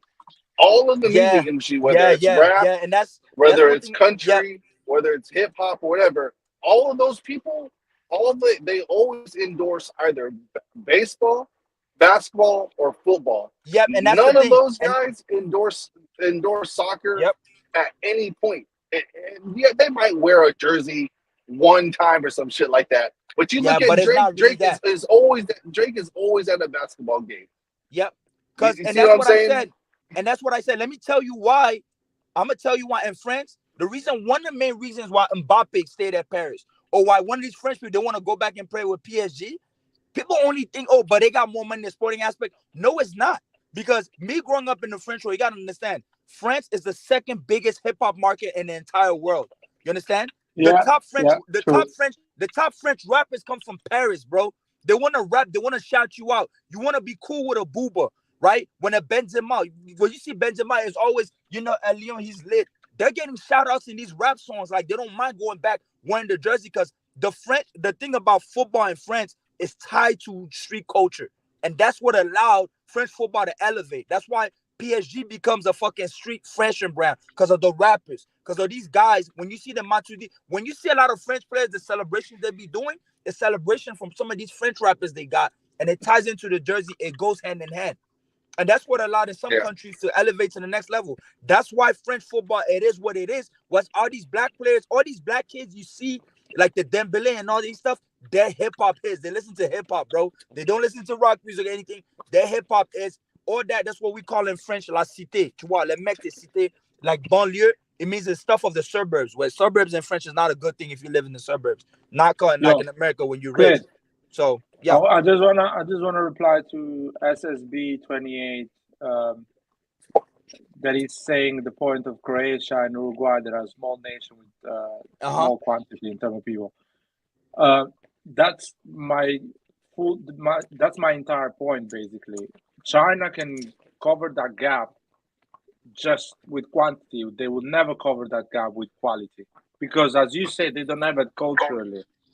Football is not in their culture. It's not in their DNA. So they will only way to cover that gap is with quantity. 50 million people play football. You will get 22 in 4 years. They're gonna be and then to compete. For the Croatia part, to add to that, let's not forget also Croatia used to be part of the whole Yugoslavia. You know, those are like footballing. That's in their DNA. It's a cultural thing across that. It's a cultural thing. You know, so they even if they do like the Balkans kind of separate their own little entity, that mode will always there to begin with. Same goes for, you know, when we talk about the old Soviet Union, right? This is still, you know, like it's still, those are still football places, period. No matter if you want to discard it or whatnot, those are football places. So when they break out into like a Ukraine or even Belarus, don't be surprised if like a top player comes from them. But what's happening? Those are still footballing nations. They might not have money, but that's what happened. You see what I'm saying? So Uruguay, come on. Like, I mean, you're talking South America. You see what I'm saying? The Spaniards, they bring it over there. Dude, it's within them. So that's not, they can have 2 million people, but you're still going to produce the guys. Trust me. You know, you're still going to produce the guys because it's a cultural thing. You understand? It's kind of like for running Jamaica. Jamaica's a really small island, but they're always going to have the top runners in the world. That's the bottom line. I don't care what you say about it. You know, you can train the 90 runners or 50 million runners. You're not going to have the quality like the Jamaicans have because it becomes cultural. It becomes part of a kid's mode. They eat, they sleep that. You know, the question is Chinese won't be able to do, will the Chinese be able to do something like that? Or even India? Because India was thinking about doing something like that, right? How do you explain? And India, they love football, soccer too. You know, I know they got cricket and all, but soccer is a big thing in India as well, right? Why can't the Indians, you know, produce, also do the whole 50 million thing, right? And Indians can get a plethora of talent because, you know, it's still poor in a lot of parts. But why not? And those are the real questions. So. And Oli was saying China, honest, live needs to read more. I'm not saying an honest league in terms of not made with the plastic football players. I'm talking about a normal league football, like a league football that Belgium, that Croatia, that normal countries has. Just build a normal league. You don't need to build a flashy league. That's what honest was that point, not just not playing big money move for players. Yeah, exactly. Don't need to do that. Just to bring normal players, even some end of their career players, just to give something in terms of cultural. But you don't need to, to call Cristiano Ronaldo to play in China. So you just and need I think that's what killed. You know, since you mentioned Ronaldo, I think that's what's been killing the Saudi and the Qatari league for years, because they've been plaguing their league with a lot of these guys where you create a stigma on that part of the world on you, where like, oh, if you go play in the Middle East first for money, you know, you can create, you know, top quality players, but you got to develop and have structurally, and you can't flash stuff with money. And that's been the problem with the Middle East. And I don't want China, if China followed, which China did follow that route, but look what happens. Because if you want to fix stuff with just by throwing money, it doesn't lead you nowhere, man. I don't think it leads you anywhere. And I think they've been suffering. That's why that whole area of Asia has been suffering. Like the Middle has been suffering. You don't have quality players now because everything is about money. You understand? And it's like, you know, you got to create a cultural thing. Because look North Africa, right? North Africa is way better than the Middle East. Yes, the Arab world, but if you look at the Moroccan league, if you look at the Egyptian league or the Tunisian league, those leagues are way better and way advanced across Africa, period, and the Middle East. To be honest, Saudi Arabia, I take it back. I think Saudi Arabia, they came along because they won. They won the Asian Champions League, a couple of times. So they've been doing their thing. I'll say that, but still, that just my take on that. But I don't know, man. I don't know. But we'll see, man. We'll see. I'm excited for the game. The game is this Saturday, correct? No. Oh, it's PSV on the 30th. Saturday. Okay, so I'm excited to see. Hopefully, we can beat Salernitana. I'm gonna be honest. One thing that's pissing me off, I don't get to express, is this whole Maignan injury stuff. It's started to blow me a little bit. It's pissing me off, man. Hey, but look, it's better. Honestly, I told Roy this as well. It is better for him to make sure that even if they have to do more shit on him, just get it over with. He might be out for, let's say, maybe one more month, but it's better for him to be out for maybe one more month than to get injured and then be out for the rest of the year. Yeah, that's my main concern, man. In Mike Maignan, I don't think if Mike Maignan comes back to that goal and plays all the games, we can win the league.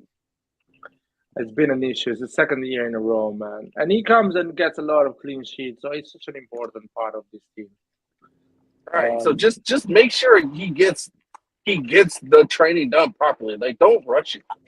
I just feel personally, I'm starting to question. Another thing I want to add because for Roy, what's his name? That kid got injured twice already. Kivishka. I'm like, I hope we don't have another injury, bro. He got injured twice already. He just got here. No, he got injured like in his back pain. So I don't know if it's. Yeah, but what I'm trying to say is this stuff you need to start looking because it's like, yo, you hope these guys can stay healthy because boy, injury is like that big outlier you don't even foresee, and it comes and it fucks everything up. And then you just sit there and you're like, damn, what do we do with this guy now? Like, we got him. You can't stay healthy. Kind of like what they're doing with Osimhen, right? Because I reckon Osimhen definitely doesn't finish the season. I put money on it. He does not finish the season.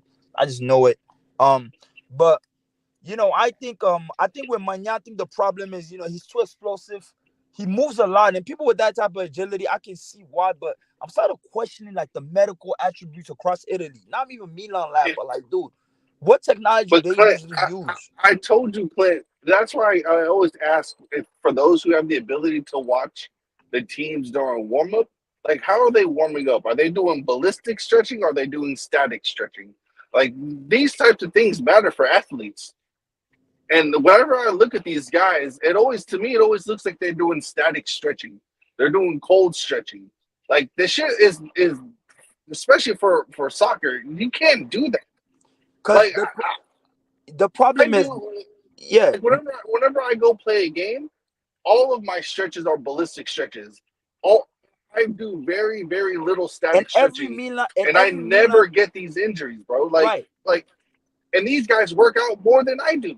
Yeah, and I never receive these types of injuries, bro. Like, it's too common, the types of injuries that they're getting. It's like, bro, y'all need to fix y'all's diet, and y'all need to get better fucking and I think physios, the diet, bro. I'm wondering what they're eating, but I feel like some of these cats need to put more weight on. Yeah, well, yeah, that too.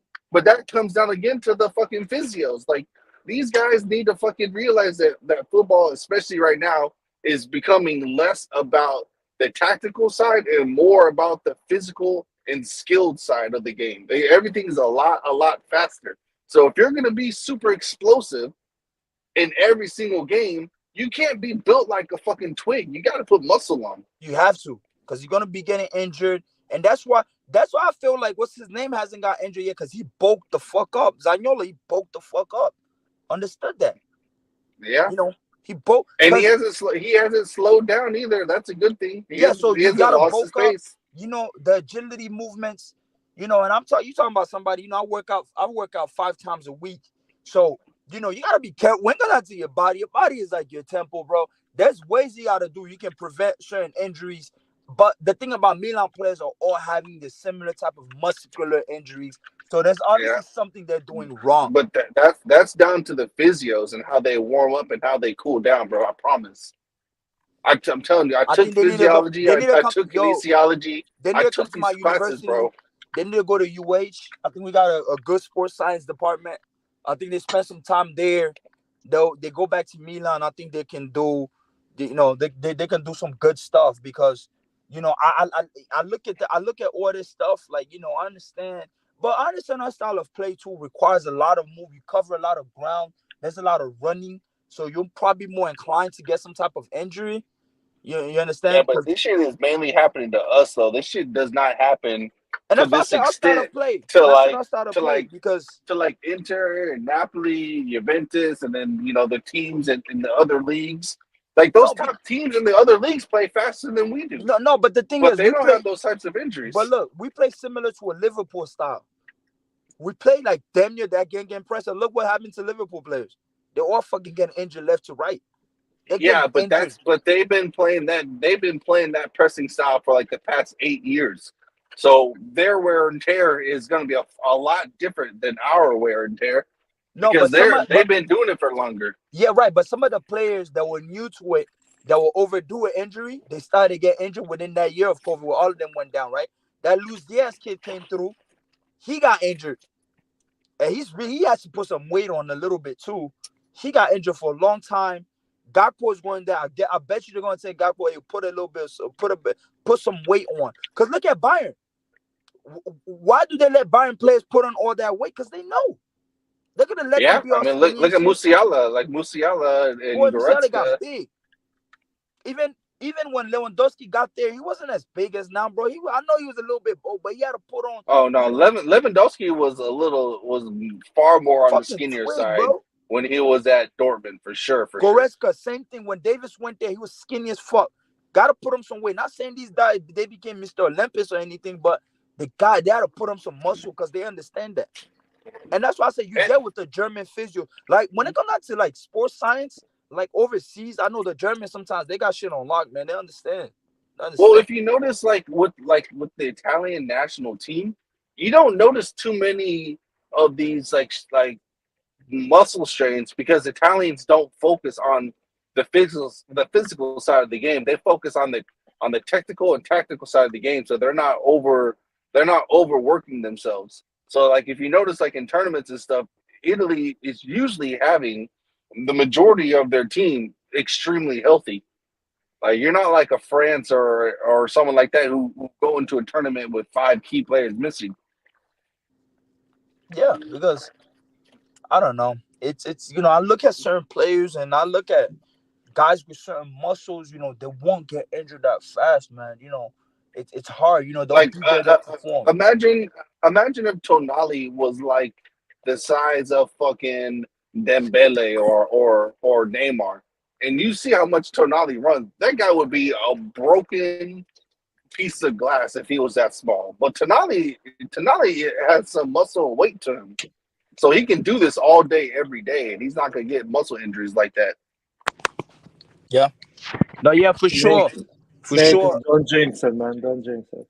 Sorry, I'm only stating from my limited medical observations. Because I remember, like, right, when I used to be at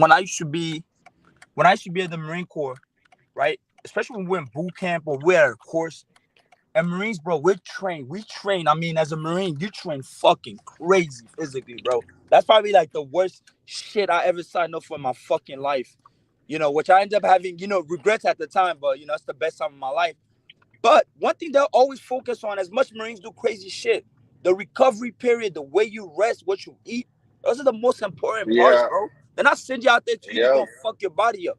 They understand, like, yo, well, you know what's funny? Your 8 hours. You know what's funny? Bro, it's funny that you said that. After every single game, do you notice that these guys go straight to the dressing room? There's no cool down stretches. There's no cool down dude, what are y'all doing? Like moment, bro. Their cool down is them just going and relaxing and taking their cleats off. But that's not cooling down, bro. You're not getting your lactic acids out. you got to do that shit after practice and after you play games. That's one thing I always notice, especially with like Europeans, is that after the game, there's no cool down after the game. So y'all just Europeans just be building that shit up over and over and over, and that shit eventually is gonna catch up to you. One athlete that I respect the most right now on this earth is fucking LeBron James. You know, LeBron James spends over $1 million, you know, on his health every year. Dude's playing in the NBA since 2003. Moves like clear, you know. Obviously, he's not taking any type of like steroids or crazy shit that's illegal. That if he gets caught, he knows his life is over. But you're talking about somebody that has like that mental discipline to take care of his body, which I feel some of these players don't. Because maybe you're supposed to go get your 8 hours sleep, but you want to be out at the club. You're not a disciplined. But look at Dembele, bro. Dembele was a prime example of someone who's not taking care of himself. Right, and they complained about that shit. But then he went and you know he got married to his little Moroccan girl, and that's it. His life fucking did a 360. Now he's good. And that matters because you look at a Neymar. You know Neymar off the field, he's not disciplined. It's not because people hit him, but off the field. And I was listening to a Brazilian journalist. He had a good fucking point. He said Neymar is not really a street footballer. And I'm like, damn. He had a point. He was speaking on this, it's one Irish channel, right? He's like, Neymar's not really a street footballer. He's not street. He grew up in an academy. He developed the skills. And the reason why he's not street is, he said real street footballers, because he was explaining why Neymar gets hit a lot. Real street footballers know when to dribble and know when to not. Because he said, if you're a really street footballer back in the day, when you play in the streets, you know people were running through you and fucking your leg up. So you knew when not to dribble. Or when, you know, or he'll know when to pass the ball. You see what I'm saying? And he said that's what you should tend to do. And he doesn't understand that. And you do things where you know you're going to get hit. You understand? And then you also know that a lot of them off the field, they don't take care of their body. I'm looking at a Cristiano Ronaldo. Why is Cristiano Ronaldo hasn't had a lot of injuries like that in his life? Bro, he's disciplined enough to take care of his body. Same as a Messi. They take care of they're not out there doing stupid shit. And I think it has a lot to do. You know, yeah, you can blame, I got injured, but I feel like a lot of these guys, they you know, off the field, there's a lot of things they don't do. I think I'm a firm believer in that, right? I feel like Leao is a really disciplined kid. I think he is. In terms of taking care of his body, I think he is. I know he's young, but looking at him, I think he is. Sometimes it's not like going to a club. Sometimes people don't sleep and they stay home. No, and that's what I mean. Play video games. Yep, that's what I mean. Or they just stay on social media until 2 a.m. Yeah, and that's what I mean. Like, I'm not even talking about going out. It's like you're not getting your 8 hours sleep. You had a game. You want to go and be on stream. You want to stream and live another life. I'm gonna give you an example. Like, so for us, right, we're in the military here. At least I can speak from being a Marine. When you out, they said the hardest thing in life is not even going to like training. The hardest thing is being a fucking Marine 24/7, because as a Marine, you have like a some type of physical assessment twice a year, which you got the physical like the PFC, a physical fitness, you know, training, and you got the combat fitness training. That's what they assess your abilities, you know, how fit you are as a Marine. So you're gonna have a lot of guys that are undisciplined, right? So throughout the whole year, some of these guys will eat Chinese food, you get fat, you overweight, you good, you cool it. Then 2 weeks, 3 weeks before there's a PFC, that's when your dumbass wants to go and try to run and train to try to run a 3 mile under 20 minutes or 25 minutes, bro. When there's no water in you, or you want to learn how to do pull-ups, 20 pull-ups, when you haven't been training pull-ups for 6-8 months because you haven't been training your body. You've been really undisciplined. You have a lot of guys that do that, right? So bro, that's like the army too, bro. You know, so there's a lot of these guys that these players, I feel like if it's not on the regular training on their own, they're not training. Because I feel like being a player too, it's like going to the gym every day. Like if you're in the military, you go to the gym every day just to be physically ready. And I feel like some players don't do that. If you're just limiting yourself to the training, you're gonna get injured. Or I feel like you're just not gonna be ready. And I feel some of these players that become injury prone and all that has a lot to do. It has a lot to do. Sometimes is to be honest, football is a bit different from other sports No, because and I agree with you. But because basketball is indoors, so there is a lot of injuries, but different type of injuries. So you can prevent more because it's indoors, so the temperature is same. On the other side, football, the pitches are different, the temperature is different, the conditions are different, the opposition is different. Sometimes you get physical position, sometimes you get more technical position. The game is different, the intensity changes, tacticals, the pressure is different from a game to another. The concentration is different. Playing Salernitana, you have a different concentration. Playing Champions League is another one. Trainings are different. You have tactics, you have shooting, you have with the ball, without the ball. So you are exposed to more injuries because it's more unpredictable and it varies a lot, the way of training. And I think even the training ground is different. You train in Milanello, you do the warm up in San Siro, you do the warm up in Olimpico, different stadiums. It's really complicated. It's really hard as a science. It's not easy to prevent and to control injuries. But clearly, our staff is doing something wrong because other staffs from other teams are not having the same type of issues. And I don't know.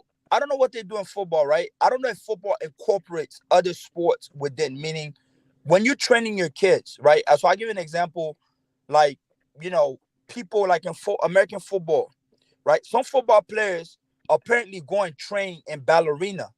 So they don't get off down. So they can stand on their tippy toes, right? They did that at my college as well, Clint. The football players would go train with like ballerina, the dancers, right? or they would do like they would do that stuff as well. Right. So what I'm trying to say is for some football players, maybe some of those soccer players or Milan, maybe you gotta have a regimen where most of these guys have to do yoga as part of the fucking regimen, where people have more flexibility with their muscles, where they're more in control. I really believe football players should do half an hour yoga at the end of every training. That's what I'm saying. They should do that. Because it's proven that it helps a lot. Your body is stronger and it lasts longer. I'm pretty sure, like people like Cristiano Ronaldo, they do stuff like that. Meditation. That's one thing Haaland does. Yeah, they do.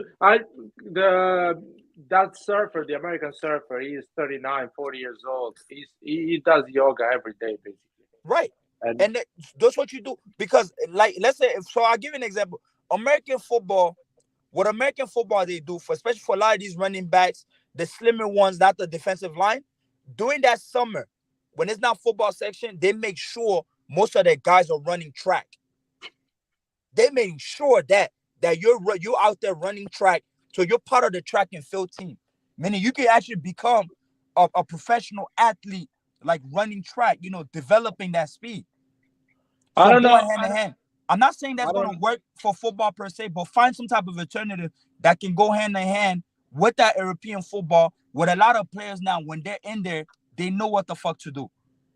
I don't think that helps. I don't think that helps. I mean, pace helps football, but developing an insane pace at the young age. No. I'm not saying. I'm talking about American football in that case. That's why I said find an alternative that some type of complement, like some skill set that's similar to football that can help you enhance you, like prevent injuries or some stuff. Like the yoga. That's what I mean. I'm not. The whole running thing, no, it's not gonna work. You're not just gonna be running no, definitely not. Definitely not in football. I mean, I don't want to say soccer, but yeah, not soccer. The yoga can help a lot AC Milan. I really believe our team can get a lot of advantage, but it will be like all the newspaper will talk about that, and people will start laughing. So I don't think they're brave enough. The medical system, the medical team is not brave enough to do that. Boy, but they should do it. If I'm Cardinale and I dump 1 billion, my money and not my money. If I'm saying y'all doing yoga, y'all doing fucking yoga, bro. That would be amazing, man. To have because that prevents a lot of injuries. But why do you think? So I'll give you an example, because you look at that. I'll give you an example of two players. So we talk about Allah. Look at Abramovich. Abramovich doing like martial arts, being in control of his coordinations and all that. Help him to be a better coordinated player. Like, he was a really coordinated player, almost like a gymnast, damn near. Able to flex, able to do all these movements, which is beneficial. And those you know. Another thing is boxer type of training, not fighting, but actually the preparation, the physical preparation of boxer. Of boxing, They yeah, that's do. one of the best. That's one of the best. That is one of the best. Before the season starts, if you do 2 weeks of preparation like this, before you start the preseason, you know what I mean? So on your holidays, you are on your holidays as a professional football player, and you do it. You have a schedule of 2 weeks training like a boxer. So doing a lot of chords, cardio, stamina, strength. Push-ups, high-speed push-ups, and stuff like that.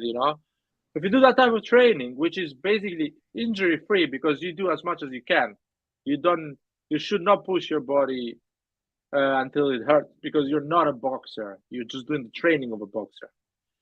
If you do that and you start the season, you are already trained on a lot of things like stamina, breathing, energy level, reaction.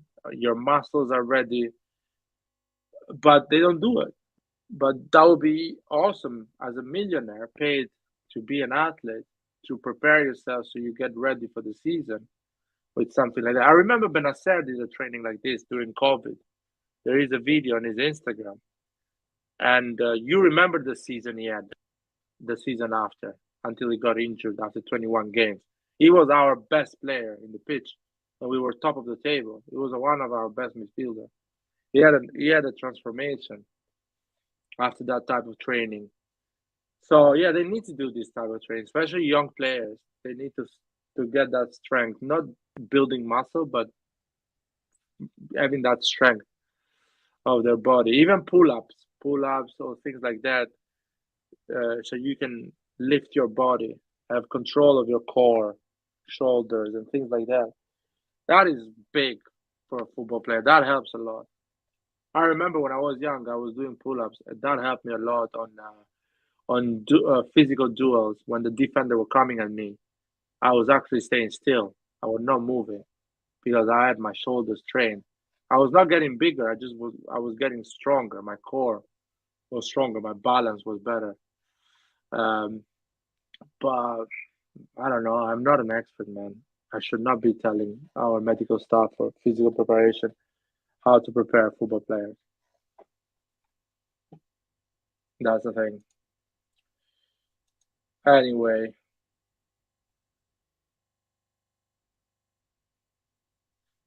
Yeah, I'm that type of person. I'll try everything, anything until I find the formula. But some people are the opposite. Some people just care a lot about the opinion of other people. They don't doubt their professionalism. They think, oh, I'm good at this. I've done it always like this for 20 years, for 10 years, and it worked. So it's not that the problem. I'm not the problem. It's the players the problem. Pioli's training is too intense. No one is actually questioning themselves and saying, maybe I'm doing something wrong. So, I don't know. Let's see. Anyway, I think I'm going to close this live. I see some people just join now.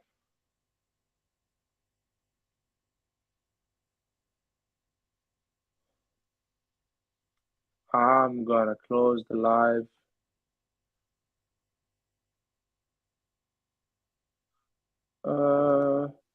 Let's see if Nathan is still there. I don't think so. But